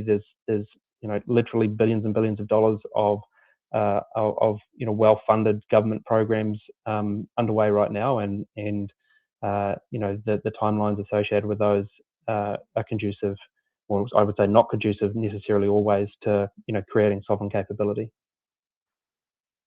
Got it. And then I guess it would sound like the attitude is still broadly constructive from what you said versus maybe Europe starting to get a little more distant from US-based providers. No, I think it's very constructive. I think naturally that Europe is looking to create sovereign capability, but I think that also the conversations we've had, they're very pragmatic and realistic that the capability they're looking to create takes a long time. So, working with, for example, a Rocket Lab Europe is a great way to move forward. And just real quick, would you characterize that the same on launch as you would on space systems, where I think there's a bit more existing indigenous capability in Europe already? Yeah, they're certainly giving it a good college try, but not having tremendous success, I would say. But that is just how difficult launch is. But I think launch is just so strategically important. You can build all the satellites you want, but if you can't put them in orbit, it's kind of pointless. So this is the reason why you have the European Union and ESA's launch vehicles that on the face of it aren't that commercially competitive, but they'll never go away because the nations need access to orbit. So I would expect to see that persist for some time, and continue investments made into launch for Europe. But in saying that, everyone's pragmatic, and if you need to get stuff to orbit, then pick up the phone. Got it. Thank you very much for the color. Thank you. Our next question comes from Erik Rasmussen with Stifel. Your line is open. Yeah, thank you for taking the questions. Maybe just back on Neutron. I appreciate the update on cadence, and it sounds like with the push out, naturally you continue to sort of build out some of those more capabilities and just Neutron, the infrastructure around Neutron. But post sort of test flight, and if we think that's sort of Q4, and if it's late Q4, I don't know the timing, but what do you think then that first revenue flight, when do you think the timing around that could be? Also, when considering that, that probably needs to have a higher level of reliability. And then with that, are you still targeting this as a recovery mission? Yeah, hey Eric, thanks for the question. So the timing of Flight 2 will always depend on the results of Flight 1. If Flight 1 goes swimmingly, then the time to get the second vehicle on the pad, we'll endeavour to make as short as possible. If there's things to fix, there's kind of things to fix. But nominally the timing remains consistent to what we've kind of talked about, and the vehicle will be outfitted with all of its kind of requirements for Flight 1, even for a downrange landing. We'll attempt to do the re-entry and landing burn and splash it down. Once again, if all that goes well, then the next one we would intend to slip a barge under. If we pole drive it into the ocean, then we'll probably go to a Flight 2 and get that soft landing right before we go and put infrastructure on, but that could be costly to if we damaged. Great, and maybe just on Electron, you had a nice launch campaign in 2025, 21 successful launches. What does the manifest and internal planning suggest for this year? And then maybe just a mix between your standard Electron missions and HASTE. Yeah, I mean, I'm not sure how much we've disclosed about that, but I mean, certainly this year we're looking for more launch than last year. As you saw, the bookings and manifest are bulging, and we're banging Electrons out every sort of 11 or 13 days now, so that's going extremely well. But I'll pass over to Adam if he wants to comment on launch schedule for the year. Yeah, Eric. So I think consistent with prior discussions, we see good growth opportunities in Electron, and when I say Electron, I mean Electron and HASTE.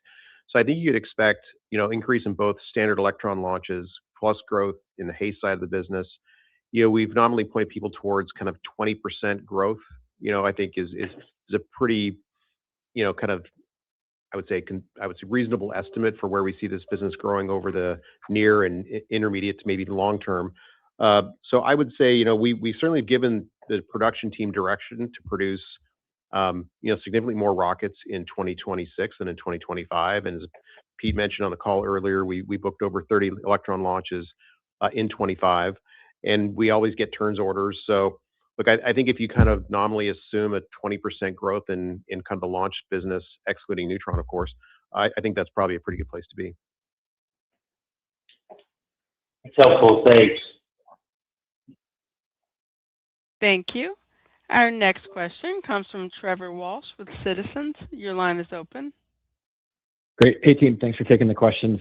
Peter, maybe first for you, some of your prepared remarks around the OSI acquisition made it sound like that was even further enabling you with the customer as far as just attractiveness for your services, your capabilities, even though it sounded like from the announcement that OSI was actually already in the chain of suppliers with GEOS. So is the customer that focused really then, can we assume, on just the vertical integration aspect, or is there also just capabilities, functionality, features of that acquisition from a systems perspective that are also attractive? Just trying to gauge kind of how you think customers are really looking at this, if that makes sense. Yes. Yeah, no, that's a great question, Trevor. And to be fair, the customers probably don't care that much, other than the fact what they really care about is does their sensor arrive on time at a cost and a performance capability that they've never seen before. And that's what we're delivering. And in order for us to be able to guarantee we deliver that, the most critical element of many of these optical systems are in fact the optics. So bringing and owning that optics in house, really drives certainty for us around cost and schedule and innovation. And it's that they were a supplier to GEOS, that's for sure. And when we acquired the GEOS business, the first thing we sat down with the leadership team there and said, right, where are the critical supply chain elements that might trip us up, and being able to deliver really disruptive and affordable parts or programs for our customers. And this was the number one thing. I think this makes us very unique amongst the other suppliers of payloads who are outsourcing optics. And it is the most expensive, the most longest lead item in any of these exquisite optical payloads. So it was important to own it. Terrific. Thanks, Peter. Super helpful. Adam, maybe just a quick follow-up for you. For your prepared remark commentary around the backlog and how Tranche 3 is going to, sounds like it's maybe conservative in terms of the what's going to be recognized in that first 12-month period. Can you just maybe walk us through a little bit of the puts and takes of how what's I guess influencing that Tranche 3 rev rec? Is it just customer timing of when they want deliverables? Just give us maybe a one level deeper. That'd be terrific. Yeah, so I think we've articulated previously that typically when you win one of these programs, you can recognize revenue kind of like 10% in the first 12 months after award, then 40% in the second 12 months, 40% in the third 12 months, and the last 12 months it's about another 10%. So you got a pretty kind of normal bell curve. What I would say is that what really gates our ability to kind of move faster is really our subcon deliveries, right? So what really either kind of helps us accelerate and get through these gates and milestones and rev rec quicker is our subcon's ability to deliver on time. And so I think that that's all goes back to what Pete was talking about earlier and the importance of vertical integration. So to the extent that we can just own more of the platform, we have greater control, and that allows us to have more predictability to how we kind of time revenue recognition and so forth. So I would say that a big job for us in 2026 is to across our engineering and production teams is to really make sure we stay on top of what parts are still coming from third parties, make sure that they stay on their deliverables so we can kind of again get the program accelerated as much as possible and get more of that revenue recognized. So again, we go into it pretty conservative. I think if you look at the pure conversion, that 37%, I think that was mentioned earlier of backlog converting. I mean, obviously a portion of that is launched, but the portion that's related in space systems, some of that is coming from the components and subsystems completely unrelated to SDA Tranche 2 and Tranche 3. But what is in there for Tranche 3 is, again, assuming some pretty conservative delivery dates from our subcons that hopefully we can work with them to do better. Great. Thanks, both. I'll leave it there. Thanks for the questions. Thank you. Our next question comes from Ned Morgan with BTIG. Your line is open. Hey, you actually got Andre on. I don't know what happened there, but all good. I wanted to ask about space systems. Seems like it came in a little bit weaker than what consensus might have expected at first. So just wanted to know the puts and takes there. I know you explained it, but why might have consensus gotten a little bit ahead here in the quarter? Yeah, I don't know that consensus does a great job in breaking out the various pieces of the business, even differentiating much between launch and space systems. And certainly within space systems, I'm not sure they really look at between kind of our platforms business versus the subsystems business. So one of the things I mentioned this in my prepared remarks is that it is difficult to, I would say, I mean, you can't, to the extent that you can control the execution for your RevRec requirements under ASC 606, it just depends on how well your subs are executing, right? And how tightly you're working with them to make sure they stay on track. And to your best efforts, I think we've all seen in some fairly public venues, customers, of these programs talking about how there's been some snags in the supply chain, including, from those, for example, like from the optical terminal providers. And so if you look at what we do is we continually look for ways, as Pete mentioned, to just reduce any kind of dependency on third parties as much as we can. That's why if you look at Electron, how vertically integrated that vehicle is, Neutron will be very similar. We're getting that way more and more with our space systems platform offerings, where very little is still, I would say, outsourced to third parties. So it's really just a function of, again, you work with them and get them to deliver as aggressively as you possibly can, while not sacrificing quality or cost where you can. So yeah, I wouldn't read too much into the granularity that people may have expected from our space systems business, because one of the benefits that we have now from having such a diversified business is we really just look at the top line. How can we deliver that sequential growth of the business? And sometimes more of it's going to come from launch, and sometimes more it's going to come from space systems. And within space systems, platforms can have a great quarter and components can be weak and vice versa. And then, it just gets that much better, and we'll have that many more tools at our disposal when we have Neutron coming online, which is why obviously getting that first flight off is so important, why we're all looking so forward to that. Yeah, no, that's super helpful. Thanks, Adam. I guess to stick with you, I mean, around the two acquisitions that were just announced, are there any financials that you can give, any kind of color as to what they were doing on a performance basis, and I guess just how much cost we might be able to see taken out as a result of them being brought in-house? Yeah, our pipeline is always kind of interesting. It's got a mix of kind of more needle-moving deals from a financial perspective as far as, revenue, contribution, so forth. These particular deals were really much more strategically around, again, vertical integration, reducing risk versus, I would say providing big access to large external third, kind of TAMs, if you will, or adjacent markets. So these are really more, I would say, reducing some margin stacking and also just taking greater control over the programs. So I wouldn't say there's not I would say, a material amount of revenue contribution that's going to move the needle from the deals that we just announced.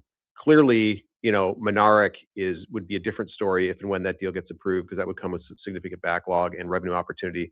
And again, our pipeline also has lots of other deals that have a mixture of just, again, elimination of margin stacking, and in some cases, also more meaningful revenue contribution. But these two, I don't think you need to change your models at all for the impact for these two relatively small deals. Got it. That's helpful. I'll leave it there. Thanks, Adam. Mm-hmm. Thank you. Our next question comes from Gautam Khanna with TD Cowen. Your line is open. Yeah, thanks. Good afternoon, guys. I was wondering on the Neutron tank failure, have you guys, are you have high certainty that it was that manual layup process, and therefore the new process is not going to have the same anomaly, or is the study still ongoing of what happened? Yeah, no, we undertook a complete failure tree analysis, and we're able to find the piece of tank that caused the initiation of the failure. We're able to reproduce the results through analysis and then also through coupon testing as well. So no, we're very, very confident. We understand that failure extremely well. Okay, that's great to hear. And then you mentioned some areas where you'd like to take more in-house vertical integration. can you describe some of those product areas that might be of interest? Yeah, I think if you look across a spacecraft these days, the areas that we still don't have 100% control of are starting to get smaller and smaller. We have a great RF team, but I think that's an area that we will look to bolster, and we'll seek opportunities, to add scale where possible. But I think this is just going to be bread and butter for us to constantly make sure that we don't get stung with suppliers that aren't able to deliver for us and continue to vertically integrate. But as Adam pointed out, our M&A pipeline is pretty full, and there's a range of opportunities there from these kind of things that Adam pointed out don't add huge revenue bottom lines, but they kind of guarantee revenue because we're not going to miss milestones. But they're all ranging through to some real needle movers that are much more transformational. As Adam also pointed out, we're always making sure that we have plenty of capital reserves to go and do those more meaningful acquisitions. Thank you. Thank you. Our next question comes from Ryan Koontz with Needham & Company. Your line is open. Great. Thanks for squeezing me in. I want to ask about backlog, Adam, your commentary there as you think about the opportunities ahead over the next, say, 12, 18 months. Obviously, the SDA has been very, very active, and how you think about the composition of your backlog relative to DoD versus commercial, just in terms of the next 12, 18 months. Yeah, I think we're in a really fortunate spot where, traditionally, government business has not really been ever viewed as a hockey stick. I think for us, since we're coming in such a disruptive way, and we're disruptive, but also the whole architecture where you've gone from GEO to LEO, and the number of satellites that are required to support that architecture, has just been so strong. We've got so many things that are pushing us in the back as far as kind of where the opportunities are.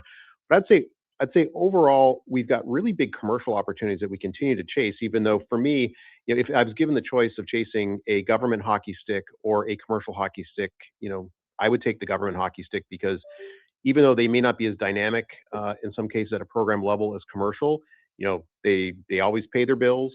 They're pretty clear cut how you work with them. And, in that government market, we're just competing with people that seem to be fighting with their hands tied behind their backs. Right. So we move much more quickly. We have a lot more tools at our disposal because of our vertical integration. So I love the mix as it's trending towards government. I do think, it's also very comforting to have this big commercial hockey stick opportunity out there as well. But I would say that, it's the pipeline. When you look at the pipeline of kind of business opportunities, forget the M&A side, it's a pretty balanced set of opportunities between commercial and government. I'll let Pete kind of provide his view, but it seems like we don't just have a choice of kind of taking one fork or the other in the road, where we can try to think about how do we take both of those things. And I think we've done a pretty good job balancing, but maybe Pete wants to speak about that. Nice. Thanks. I think you've said it perfectly, Adam. Yep. I can't add anything better than that. Great. Maybe just a quick follow-up. As you think about, Golden Dome and timing and, PWSA fitting into that architecture, any updated thoughts on, your role there or opportunities when you think that emerges as a truly viable, business opportunity for you? Yeah, I think Golden Dome's quite a complex one. As obviously it's a huge program, but it's a lot of it is also classified, so it's very difficult to discuss too much. But I would say that in multiple fronts, I think we're well positioned to have a good chunk at this, whether it be launch or satellites, optical terminals, a lot of the optical payloads. The SDA win, the Tranche SDA win is a clear missile track payload, which is a very complicated payload, obviously, and critical for the Golden Dome. So, as that program formulates and continues to grow, I think we're a pretty key piece of that foundation. Helpful, Pete. Thank you. Cool. Thank you. Our next question comes from Michael Leshock with KeyBanc Capital Markets. Your line is open. Hey, good afternoon. I wanted to ask a longer-term question on a potential future Rocket Lab satellite constellation, just given some of the recent announcements across the industry.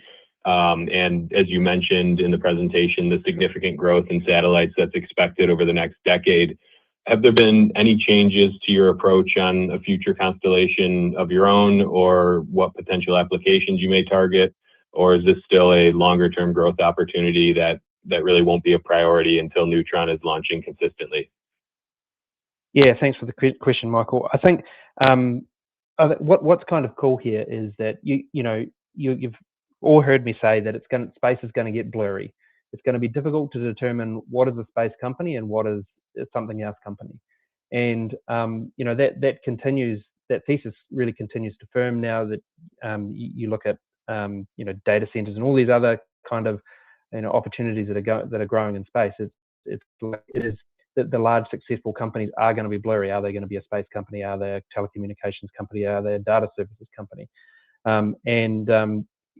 Your point is really accurate. Until kind of Neutron's online and we have multi-ton reusable launch capability, I think that's the time that we can really lean into deploying infrastructure. But in saying that, we're not sort of sitting back and sitting on our hands thinking about what we could do. I think you can see in just about every avenue, we at least have knowledge or components or exposure. When I say every avenue, every kind of opportunity that's potentially being thought about or used in space today.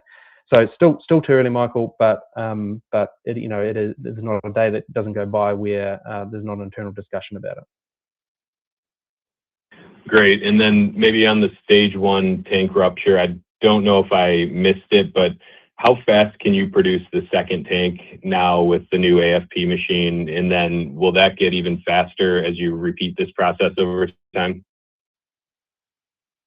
Oh God, yeah, like it's ridiculous. The AFP machine is just totally ridiculous. I can't remember the exact timeline to lay up a dome, but we measure a dome manufacture on the AFP in days.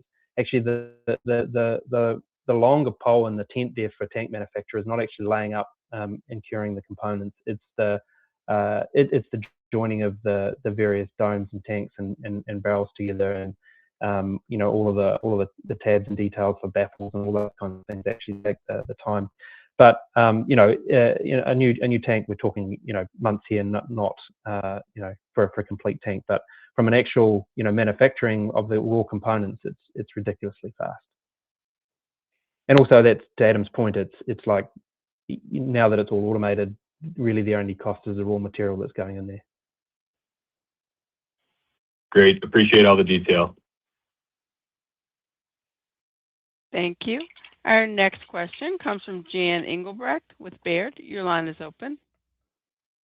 Good afternoon, Peter, Adam, and Morgan. Thanks for taking our questions. I'd like to just go back on PWSA and just get your high-level thoughts about that program. It does seem like your focus will shift more towards the tracking layer, given this really impressive win, the GEOS acquisition. Just how you're thinking about the future of that for Rocket Lab, and then also we've heard a lot of government reports being issued on the transport layer piece. Like, how difficult would it be for a commercial variant like Star Shield with MolNet to sort of act as the transport layer? It seems like there's a lot of things that would stand in the way of that, because a commercial Star Shield orbits at much lower altitudes than the transport and tracking layers. There would be a lot of redesign work. But I'll stop there and just to get your overall thoughts there. Oh man, we could geek out about this for days, Jan. So yes, it was intentional for us to move up the value chain, if you will. Not that the transport layer is elementary. By no means is it elementary, but it's an order of magnitude more difficult more valuable to be able to doing the tracking stuff. And the tracking stuff is critical for things, as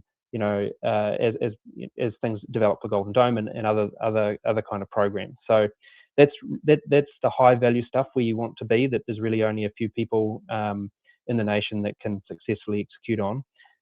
With respect to the transport layer going away, I mean, we haven't heard or seen any evidence to that. Obviously, there's a lot of discussion about other providers, but the whole point of the SDA program is kind of all of the spacecraft are integrated very closely with each other, even though they're from other providers. There's a set of requirements that we all must meet for interoperability. So I think your point is a good one. It becomes more difficult to have interoperability when you have something that's quite different. But it'll be interesting to see how it all shakes out. But I think for the tasks that SDA is trying to achieve, to me at least, it makes more sense to have a dedicated transport layer, and then the other layers, of course, tracking and then custody and so on top of it. Thanks, Peter. Very helpful. And then just a quick follow-up, if I may. Want to be respectful of the Mynaric deal, let that play out as it will. But on optical terminals, at which point, and again, hoping that, it works out well here, but at which point do you potentially look at not maybe an alternative supplier of OCTs, or does GEOST or the new acquisition OSI have any capability that you could look towards developing these optical terminals over time? Yeah, so GEOST has developed some optical terminals, and obviously, we have the optics now in house as well. But it's incredibly difficult to do. And as we look across, we looked across, the landscape of all of these optical terminal suppliers, of which there's really only three. Mynaric just stood out as the absolute best with respect to technology. Now they suck at other things, like running their business, but they make the best terminals.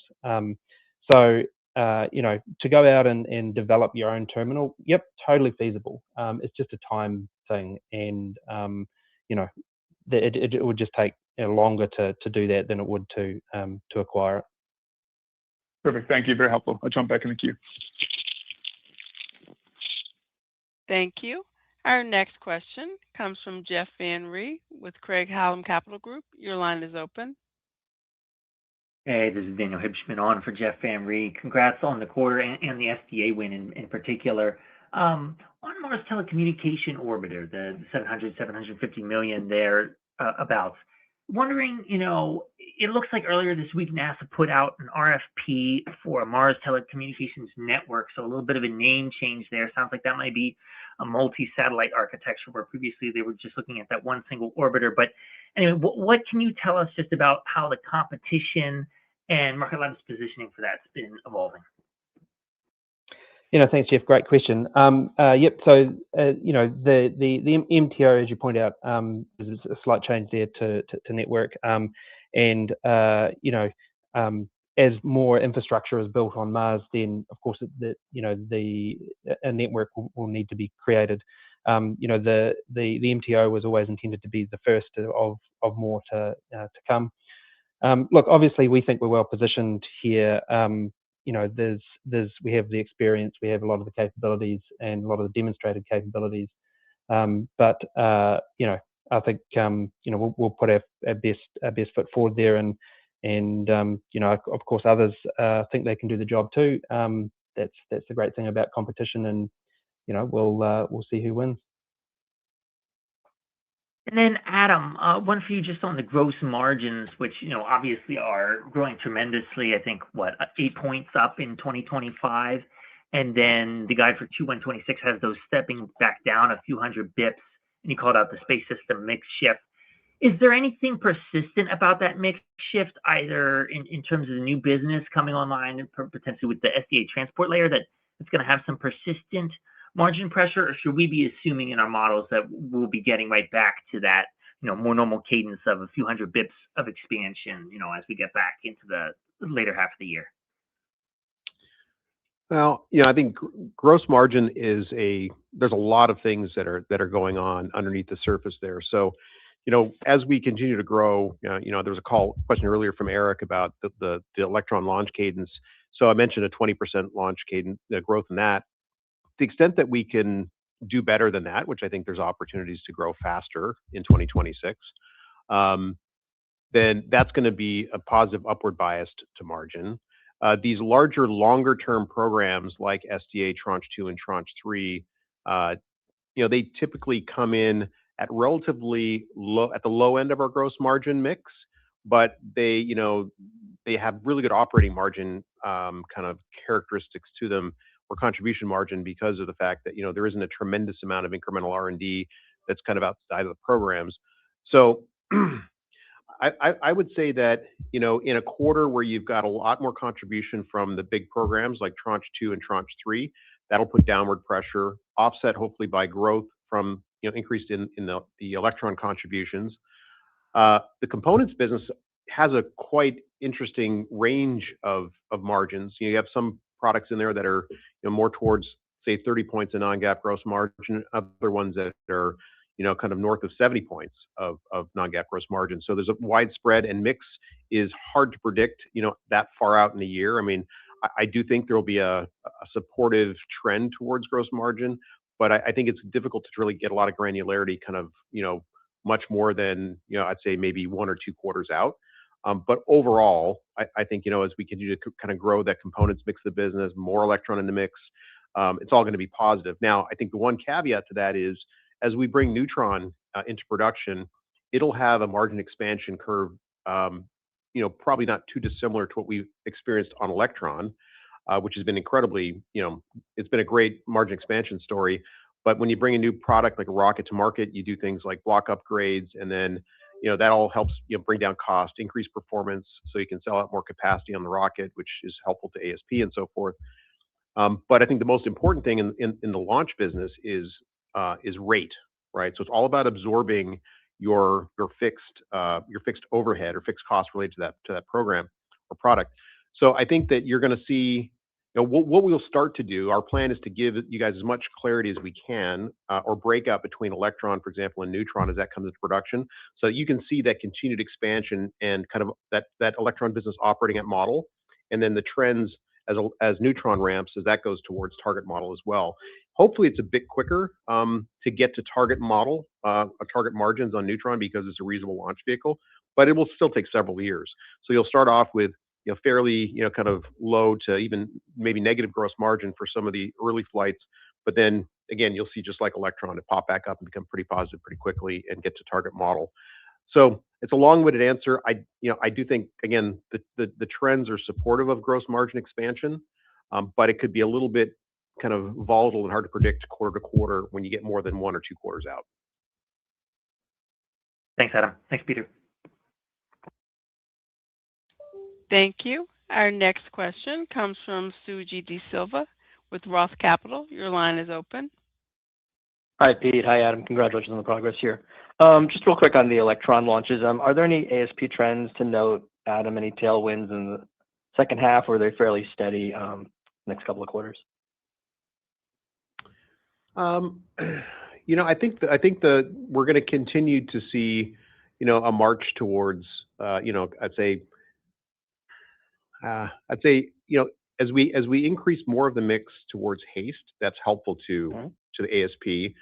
I think margins are relatively consistent, because even though HASTEs are priced higher, there's a lot more mission assurance and other things go along with them. So absolute dollars are higher. The gross margin percentage is relatively consistent across HASTE and Electron. And then so I would say overall, we've seen a very nice expansion in ASP over the last several years because of the increased mix from HASTE, and I don't see that changing. In fact, we continue to grow that subsegment of the business quite nicely. And again, I just, given the things that Pete was talking about earlier, regards to Golden Dome and the importance of the hypersonics test capabilities, that's a really strong area of growth for us going forward. So I think overall, a positive bias towards higher ASP per launch, just as we've seen over the last several years. Okay. And my follow-up question maybe is for Pete. Pete, maybe you can reflect on versus a few years ago, to get to the launch cadence, the customers' payload readiness was something that was variable. Has that changed? Has the nature of the customers changed where you can feel more comfortable that you can hit a 11 to 13-day cadence? Is it just a higher number of customers coming in that you can kind of load them off, or what? Just any color that'd be helpful. Yeah, thanks, Ajit. I would just say that we've probably got better at looking like a duck, where it's just, you know, on a glassy pond and it looks normal and there's legs flat out underneath it. And with a higher cadence gives us the ability to move customers around. So I would say that, you know, that's just the reality of the launch business. Payloads are ready until they're not. I think we've just got way better at managing those customers, having more whip, having more rockets integrated, ready to go, and you know, managing that. So it's great to hear that it looks smoother, but you know, behind the scenes, there's everyone's flat out mixing and matching and making sure that you know, it all looks smooth from the outside. Helpful color. Thanks, Pete. Thanks, guys. Thank you. Our next question comes from Kristine Liwag with Morgan Stanley. Your line is open. Yeah, hi, this is Justin Lang on for Christine. Thanks for taking the questions. Pete, curious just back on the Neutron timeline. You know, had you not run into the stage 1 tank issue, would the program have met the earlier goal of getting to the pad here in 1Q? It sounded like from your earlier comments, there's a good volume of qualification work completed in the quarter. So just trying to assess, you know, whether there are other factors at play in this new timeline or are really isolated to the stage 1 tank issue. Yeah, thanks, Justin. It's kind of hard to say because when the tank let go, it like, you know, the reverberation went through the test stand and the entire business. So the moment that happened, everybody just stopped what they were doing in a lot of sense to get onto the tank to figure out what went wrong. So, you know, we moved a lot of resources around and from lots of parts of the business. So I'd have to go back and have a look and see if we played everything forward, whether, you know, what that timeline would have looked like. But it's sort of hard at this point because you know, we had an anomaly. Okay, fair. That makes sense. I would add one more thing to that. I think if there's a silver lining to the tank anomaly, is the fact that because of what happened, you know, it just has given the other kind of subsystem teams the opportunity to really kind of fully exercise all the demons, if you will, is much more than they could have under the compressed time schedule that we were working towards. So in some ways, you know, the tank letting go will create certainly a lower risk test flight when that happens later this year. So I think, yeah, it's you know, nobody's ever happy when you have an anomaly. It's something that wasn't planned and certainly wasn't anticipated. But I think it does help us bring down the overall kind of risk stance of the program as we move towards that first test launch. Got it. That makes sense and helpful. Thanks. And Adam, actually, just one for you. Back on the SDA award. Curious if you could speak a little bit more to the cash profile in particular and how that lines up against the revenue bell curve that you sketched out earlier. Thanks. Yeah. So actually, kind of interesting with these types of programs because of the way that you do the accounting and the rev rec. So under ASC 606, you know, we model these things so you always have to be in a positive cash position. So when you kind of work out your milestones and how you're flowing out dollars to your subs and so forth and spending money on the program internally, you always need to be in a position of positive cash in order to be able to recognize revenue along the way. And so this program is consistent with that. You know, we've gotten some questions as to whether or not the partial government shutdown has impacted our customer, in this case, ability to pay. I'd say no. In fact, we got a very large payment earlier this week from that customer. So the money's still flowing, and you know, everything seems to be green lights right now. Okay, thanks both. Thank you. There are no further questions at this time. This does conclude the program, and you may now disconnect. Everyone, enjoy the rest of your day.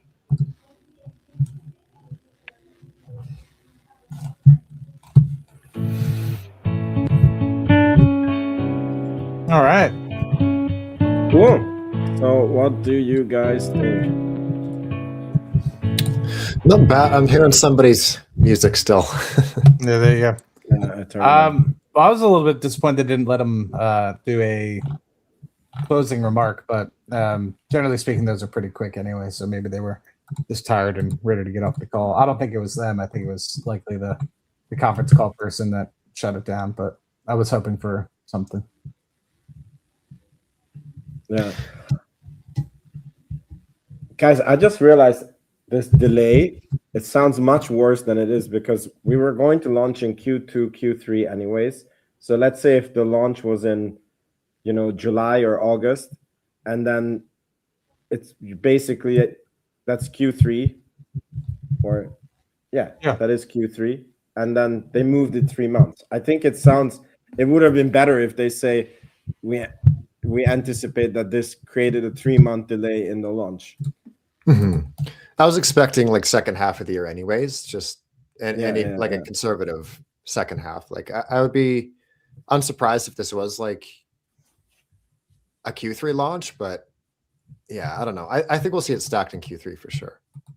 Yeah, I think that what they were kind of holding to was, if you think about it, remove a month time, right? And we're mid-January, just when the tank kind of blew. Everything's pretty much in alignment to be fully integrated.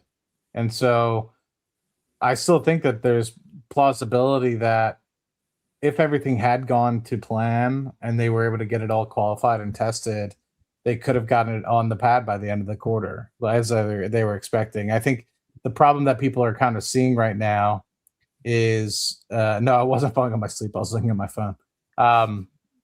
Although I am tired today. But the thing that I think people are hearing is, okay, 1Q, and then it's going to get delayed 9 months, right? Because it's the fourth quarter now. It's like, well, they never said they were going to launch it by 1Q. They just said they're going to get it on the pad.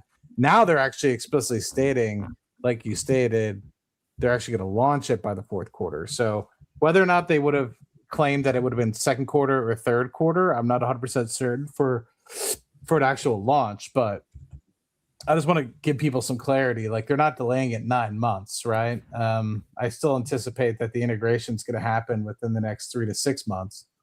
So whether or not the delay of launch was actually 3 to 6 months, I guess, is dependent upon what they meant by on the pad by the end of 1Q. But I think overall, if you kind of remove that piece from it, well, first and foremost, it's nice to see that the AFP machine will eliminate that joint that was kind of the main reason for the failure. So it's nice to see that that's something that, at least if we have another failure, it's not something that's consistent. It's something else that we can remediate or hopefully eliminate in any sort of defects. And then second, it seems like the rest of the company is firing on all cylinders to really get after everything, right? The space systems is going to continue to do well. It seems like Haste and Electron are continuing to ramp up with just another Haste launch here happening in the next couple of days. There was actually supposed to be one yesterday. So exciting to see that the company is really firing on all cylinders, and awesome to see also that they're getting those like supply chains, right? That are really beneficial, right? Like, I was looking for so many companies that they could be acquiring in the space of optical or what have you, and neither of those two companies came up in my list of like who's supplying to Geost or anything like that. So cool to see that Rocket Lab's able to continue, their acquisitions, and I'm sure that those guys are willing to get their paycheck, and I'm sure they're going to be brought on too. Like, I'm sure they're going to be like, hey, we'll bring you on and likely expand the amount of money you're able to make. Please come on and help us integrate this into the business. And so anyway, I'm just cautiously optimistic that everything that's kind of going on, other than that stage 1 delay, is going to plan, and things are going in the right direction.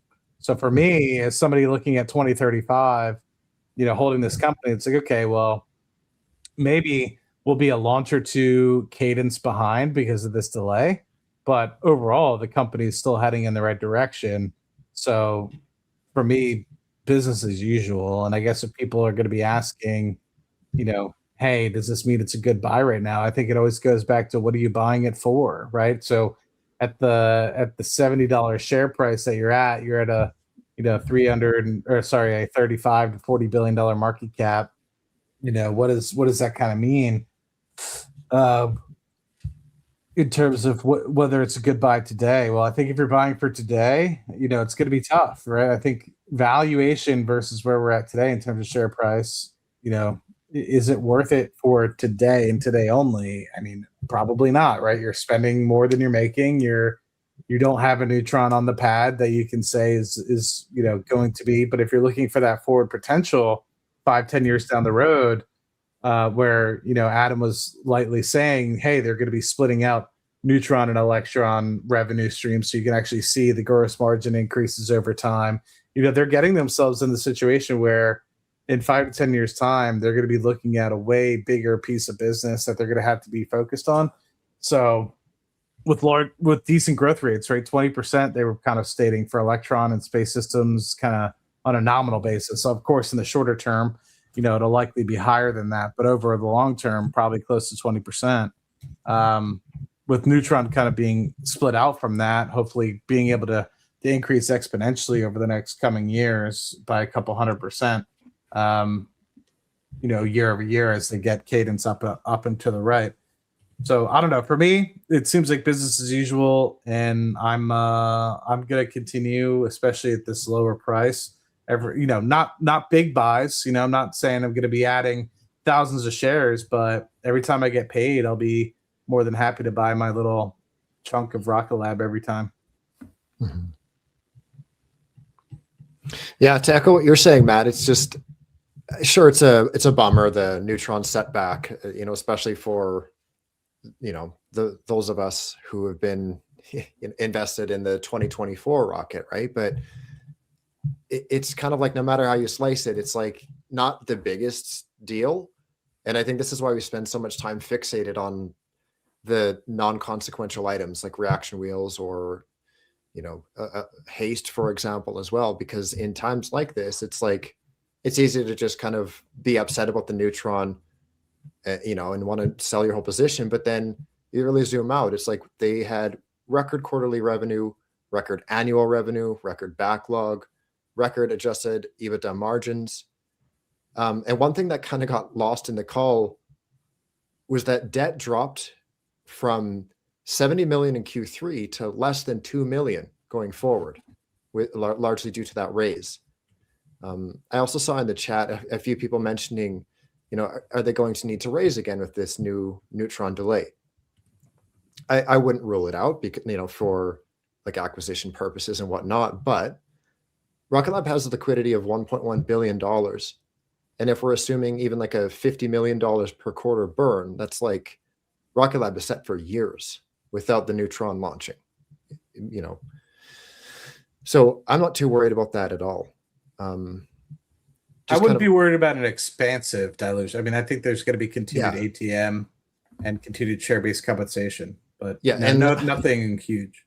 No, yeah, and especially with the valuation that Rocket Lab sees right now, it's like I would almost penalize them for not raising money. Well, I mean, if they hadn't already done the ATM, I'd kind of, and the share price came right back, I'd be like, maybe you guys should have raised that capital when money was easy, but it's nothing to really worry about in my opinion. And then kind of turning to Electron, Peter mentioned that they're banging out Electrons every 11 to 13 days now. And Adam kind of passively mentioned like a 20% increase to Electron cadence, which would be, 21 from last year times 1.2. We're looking at indirect guidance of 25 Electron launches this year. Like I think that'll probably, I think it's probably going to be closer to 30 personally. I know we're off to a bit of a slow start, but those launches that keep getting pushed to the right are really starting to stack up, and they're going to need to go off fairly, in short order. I'll put a pause. I'll put a pause in things right there. I want to hear more from you guys. It sounds like Archimedes is having a few little hiccups, but it's nothing too big of a setback like that tank.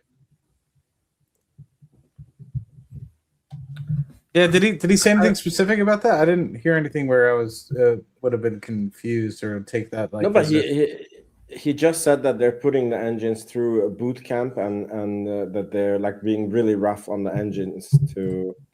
I don't know. I didn't sense that there's any trouble with the engine testing. No, and it's kind of validating. There was, I think it was like 2 or 3 weeks ago, we were talking about like, hey, I heard through the grapevine that a couple engines blew up, and that was when Rocket Lab share price went down. So of course we're spreading FUD and speculation. And it was like just a few days later where Peter Beck himself was like, yeah, the engines have had failures. They're expected to have failures. And who's the author? Is it Eric Berger on that one? Yeah. He's like, you're looking for a story where there isn't one. And that's, in my opinion, what we are saying on the show is like, this is why they haven't had an SEC filed document, because it's like, yeah, the engines aren't going to fail or explode, whatever term you want to use for that. I mean, by definition, the engine going off is an explosion. So yeah, they're going to explode for better or worse in that test stand. Yeah, I'm excited. I mean, to me, business as usual. Yes, I'm disappointed. Like, I'm not going to lie. Like, I was hoping we'd be able to get Rocket Lab off sooner, Neutron off sooner rather than later. Who isn't, right? Like, I want to see that candle get lit.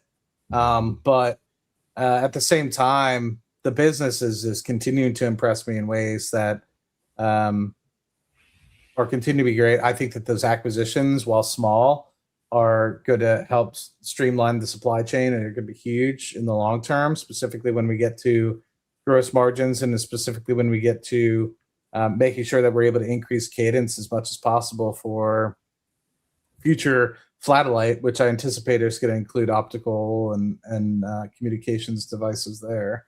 So yeah, I wasn't expecting anything too much on Flatellite, although the thing that was kind of surprising is the move for Solero to kind of get into silicon, which, I'm not too familiar with how the Solero solar arrays are really used, but from what I'm kind of understanding is like they don't necessarily care 100% about being able to have these solar arrays last for 30, 40, 50 years, because these data centers are likely to only be up in space for a couple years at a time, when they need to potentially relaunch new ones for higher capacity. So who knows if that's just like a engineering piece where the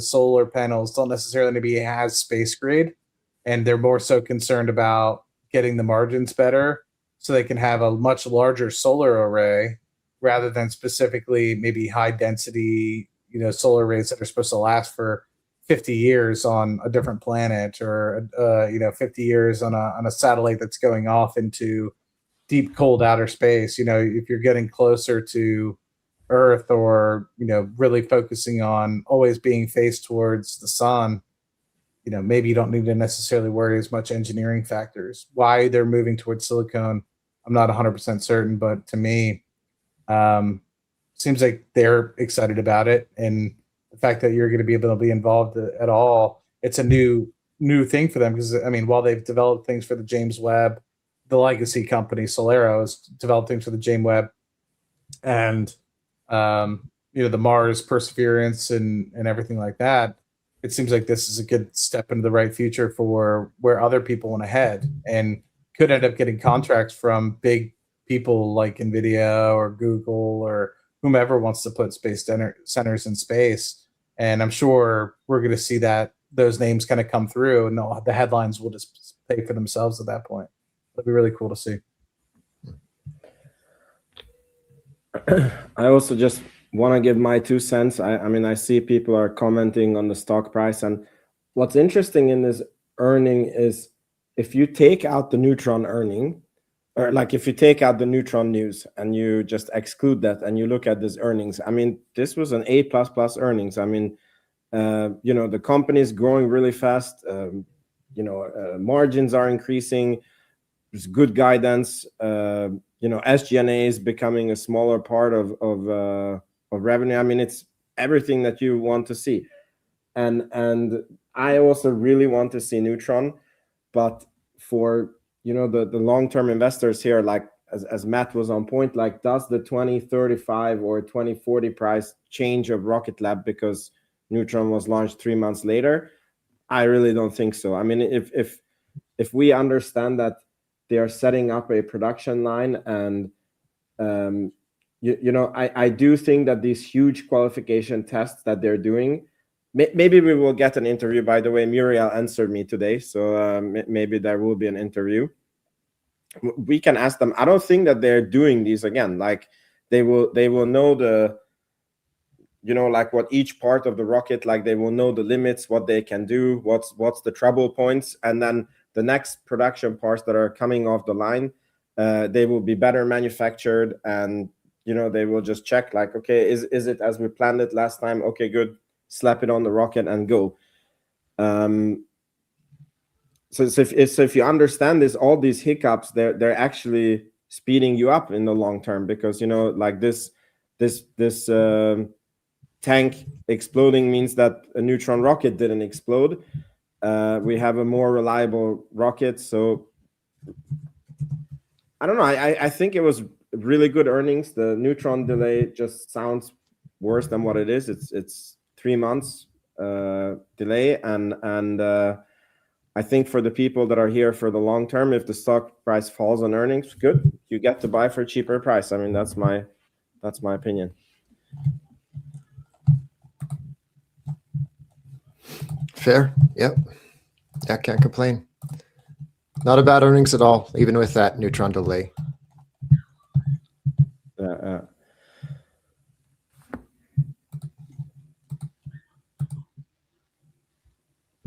Vince, you buying more? Things to say? No, are you buying more? If I have money, yes, I would be buying more. Yeah. I'll be buying more at this rate as well. Seeing that. Are you? There you go. Yeah, I mean, I trimmed it. I think it was the mid to high 80s, and I'll probably add that back. Just looking at the share price now, like, it's one of those things. I'm never trying to time the top, never trying to time the bottom, but sometimes it just works out how it's working out. Well, congratulations. Yeah. Congrats on being able to buy back lower. I guess my question for you, Scott, the IDIQ piece that kind of came through, I don't know if I missed that in the past. I think it's, and you kind of noted that you had read through it with the Redwire, new earnings that came out earlier this week. So I'm kind of curious, could you give more color on that, particularly because it seems like you've did a little bit more deep diving. I mean, you stated that at most people might be able to get, not at most, but on average, $2 million a contract or whatever. But is that something where there's going to be 5 or 6 key, prime contractors, and the rest are going to be, smaller supporters, or how's that going to be kind of feeding into it? Because some people might be now hearing, okay, well, there's potential, $5 million or something versus potential for billions of dollars for Rocket Lab. Yeah, it's not as big, I don't think, as I don't know, especially with so many companies involved. And yeah, like when there's 2,400 that were announced, like it's not, it's easy to kind of get lost in the shuffle. And actually, the reason that I'm so familiar with it is because you guys know, friend of the show, Space Investor, he pointed out on January 15th, I think it was, that Oakman Aerospace was one of the people on this list. And for those unfamiliar, Oakman Aerospace is a now wholly owned subsidiary of Redwire. So he kind of pointed out, like, hey, this is Redwire that indirectly that's on this list. And then Redwire announced it like 2 weeks later, and the stock popped 30%. So I thought that was a little bit odd of like, we already knew this, but I guess we didn't know this. But yeah, I mean, I think it's one of those things. It sounds better than what it's going to be. Like if you kind of do really boil it down over the 10-year period, it's only like 6.2 million if you were to distribute it evenly among all the companies. But kind of given its nature, and I don't mean to like turn this Rocket Lab stream into a Redwire pitch, but like Redwire is building their like very low Earth orbit platform. And I think something like that would do really well. Like I think any of the Earth observation companies might do really well on this, just because they have the data, they have the proof points of like, yeah, we can, like, do you want us to watch for missiles? Because that's literally what we do. We have all these satellites in orbit and they're watching the ground. And I mean, that's also what Rocket Lab has really been heavily scaling into. So I don't think it's going to be like, I don't think it's going to be evenly distributed among the 2,000 plus companies. I think it will be a little bit more like, not one winner, but like maybe, I don't know, even like a quarter of the applicants are probably going to get the majority of this, in my opinion. And I think Rocket Lab, Redwire, and of course all the legacy guys, I think they're going to have an outsized piece of this pie, in my opinion. But so while there's 2,000 people eligible, you're thinking maybe only 500 will probably take part, and maybe 15 or so will actually get a sizable amount of that 115. yeah, I think so. So like even still, it's only like going to amount to what, like, I'm doing too much math today, like 25 million each per year, something like that. Like, so it's not nothing, but it's not like, I don't know, it's easy to see the $150 billion figure and kind of be like, oh shit. But yeah, spread it among those companies over the 10-year period, and it's like not quite as fancy. But so some that might get tens of millions, some that might get, hundreds of millions a year, but nothing that's going to be billions a year. Yeah, exactly. And I think I think there were, I don't remember the number, but it was like a very, very small amount of applicants were denied. So I think that like there's probably a lot of companies in there that are going to kind of be double clicked on and be like, oh, definitely not these guys, definitely not these guys. But then you're going to see, the Rocket Labs and Redwires, the guys actually doing stuff, and kind of, highlight them.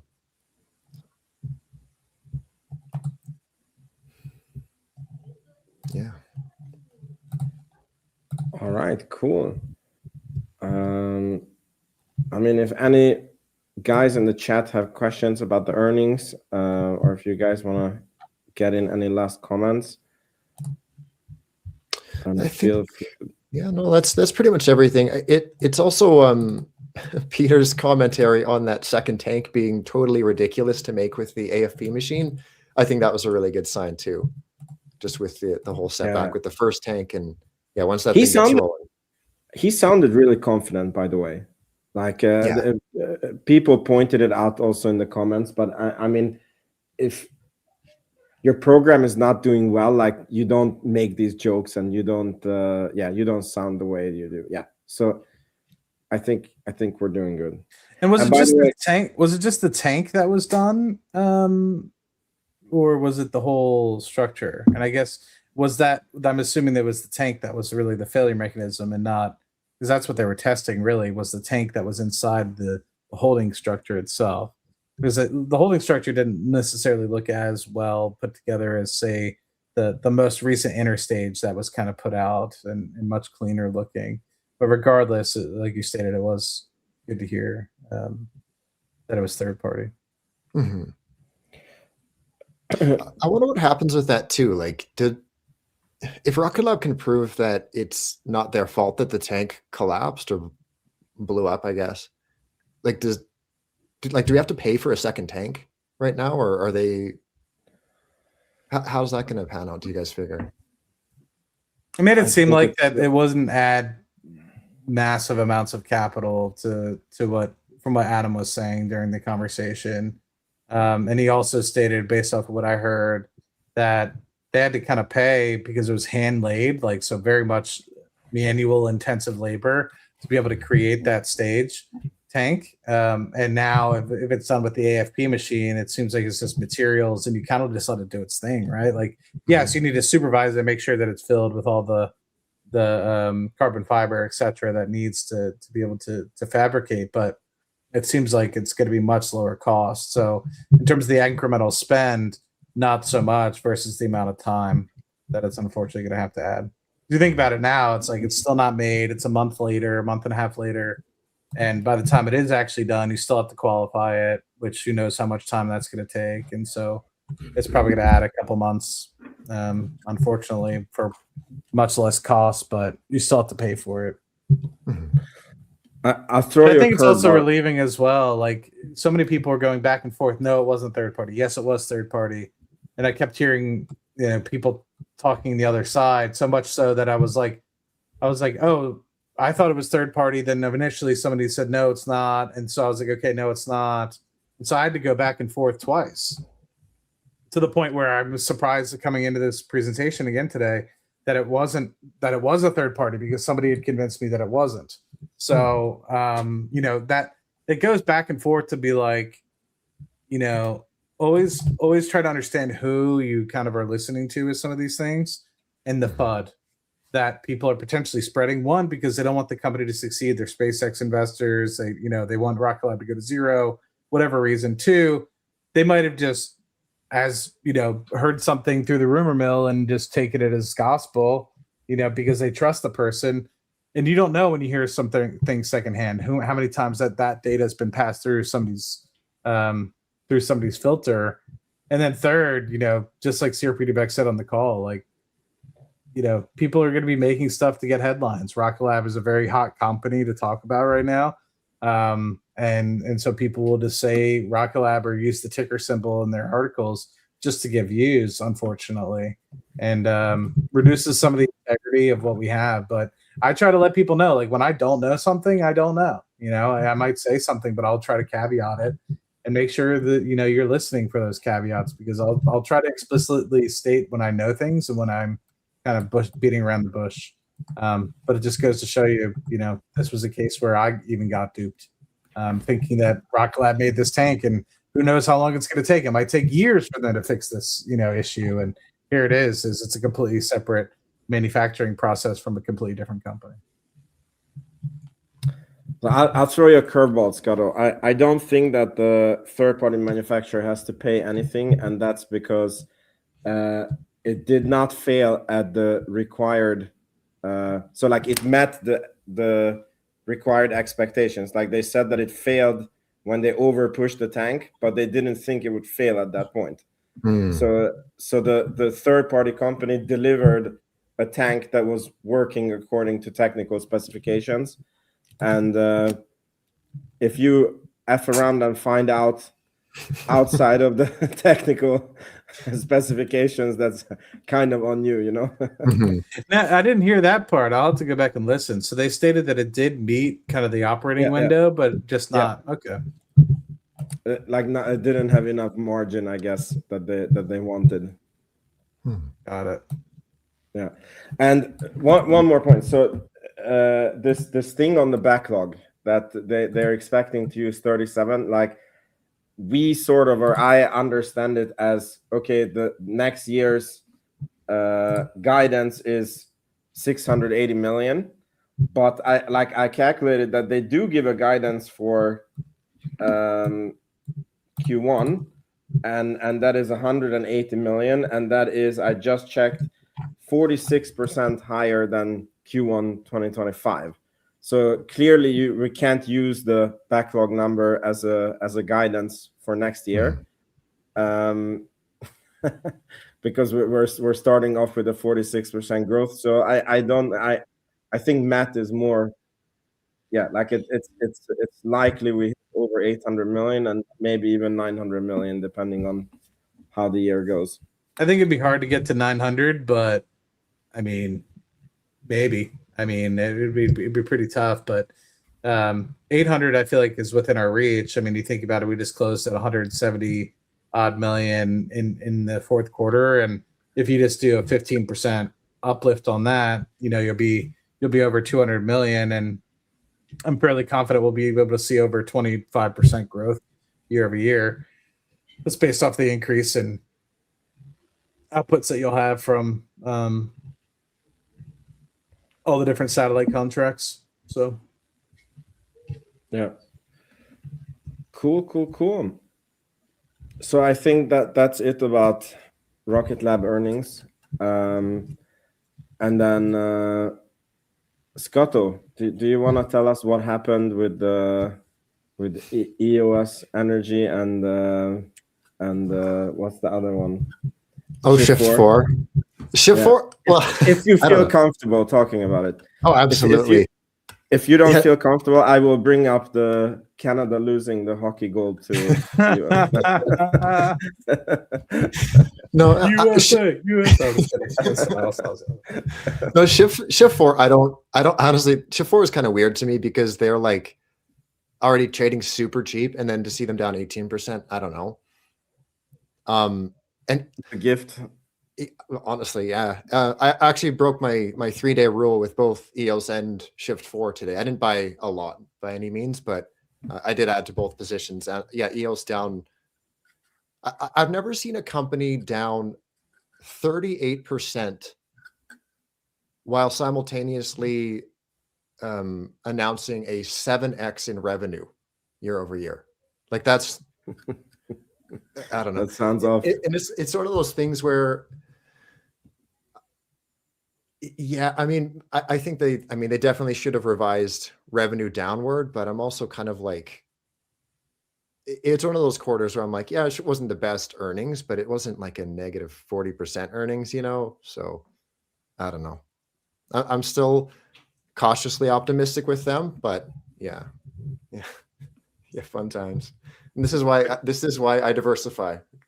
Yeah, Shift was even crazy too, right? Like, I don't understand. They're continuing to deliver well, and it seems like they're still getting hit. So, doesn't it feel like the payment processing companies, like also PayPal, is like ununderstandably like undervalued or not given any? Isn't that like a sector thing that people think it's a commodity to process payment? Or I don't know. I think so, but it's one of those things. It's like, you know, fintech was super sexy until it wasn't, and now it's just like, it really reminds me of space, like kind of when a lot of us kind of started like talking, it was just kind of like all space talks were just garbage. You know what I mean? But we were kind of here like, hey, there's a couple that aren't complete garbage, right? You know, there's that you got your Astro over here, but then like, have you guys heard of Rocket Lab? Because they rhyme, but they're very much not the same thing. And then, yeah, you kind of look at Shift 4 and you're like, are we sure that like a price to sales of 0.5 is fair? Like, come on now. And not even that. It's like, it's not even to just because you know, there's always that asterisk of like, you got to look further than the price to sales. Like the price to earnings is 12. Like the price to free cash flow is 5. It's just, I don't know, no matter what way you look at it, it's just kind of a, anyway, and growing, like it's not a like 25 like and sure, like they got the acquisitions and stuff, but they're still growing like 20 to 25% organically. So I don't know, man. Anyway, yeah, this has been the Shift 4 stream. Yeah, I think four, you know, you're getting to that point where it's like you can't get much cheaper in terms of like valuations, right? Like you're kind of hitting a bottom point. I mean, I thought about buying, because I hold so few stocks, right? Like it's tough for me to like want to add more, but like you see things like this where you're just like, dude, like it's going to continue. If they're able to continue this pace, like why would anybody pay less than 4 or 5 times free cash flow? So it's like, if they're able to increase it by 25%, it's like you have a floor almost of, you know, 25% growth. And yes, of course, stocks can always go lower. Like you can always, but when you're delivering like this, it's hard to think that eventually, you know, you don't have a turn. Yeah, man. Yeah, weird stuff. I'm also seeing a couple questions about Redwire. Their margins weren't what I was hoping for, but revenue and backlog I was pretty pleased with. I actually haven't even heard the Redwire call yet, but I did go through the earnings last night. So yeah, that not too bad for Redwire. I'll have more to say on that later on. Are they talking as a combined company now, or are they still split? Is it still like pro forma? They're like, well, they're together now, but they're keeping the revenue split in the way that like Rocket Lab splits like launch in space. So it's really cool that you can kind of have the history of like how have they been doing before the merge or the acquisition and how are they doing after. So that's really cool. But yeah, not the worst quarter for Redwire, but when I finished going through things last night, I saw that Redwire was down, I think, negative 6.5%. So I was kind of like, oh boy, like here we go. And they ended up 13% today, which was quite the relief with EOS and Shift 4 in the portfolio as well. A little bit of saving grace. Well, luckily, doesn't seem like Rocket Lab will drag you down too much because it was up 3.5, but then down 4.5. So pretty much flat, you know? Yeah. Pretty much flat. But it's such a high volatility stock that you're like plus 3% minus from that. That's flat.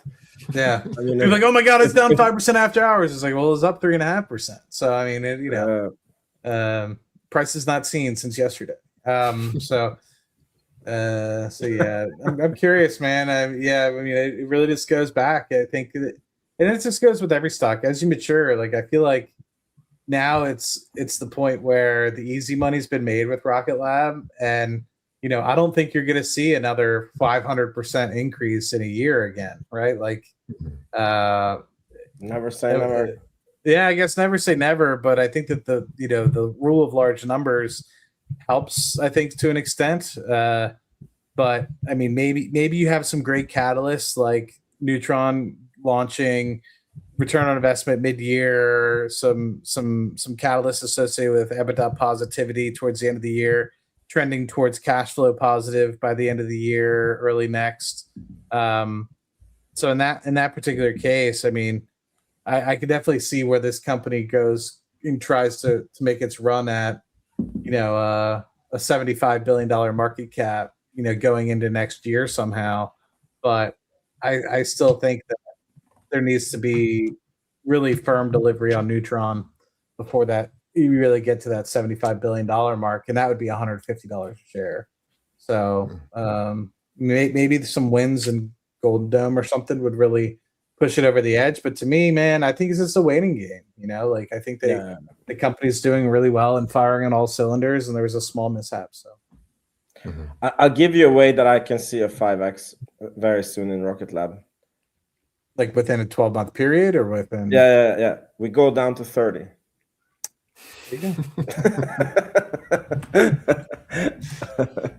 And then we just come back up to 100. No, I mean, that's very fair. That's very fair. Yeah. Oh, we never know. We never know what happens. Okay, cool, guys. I think this was a very good call. I enjoyed it. And hope to see you guys in 2 days on the weekly when we talk more about the earnings. Yeah. Sounds good. Awesome. Thanks, everyone, Thanks, guys, for being here. Cheers. Yeah. Thank you all. Bye-bye.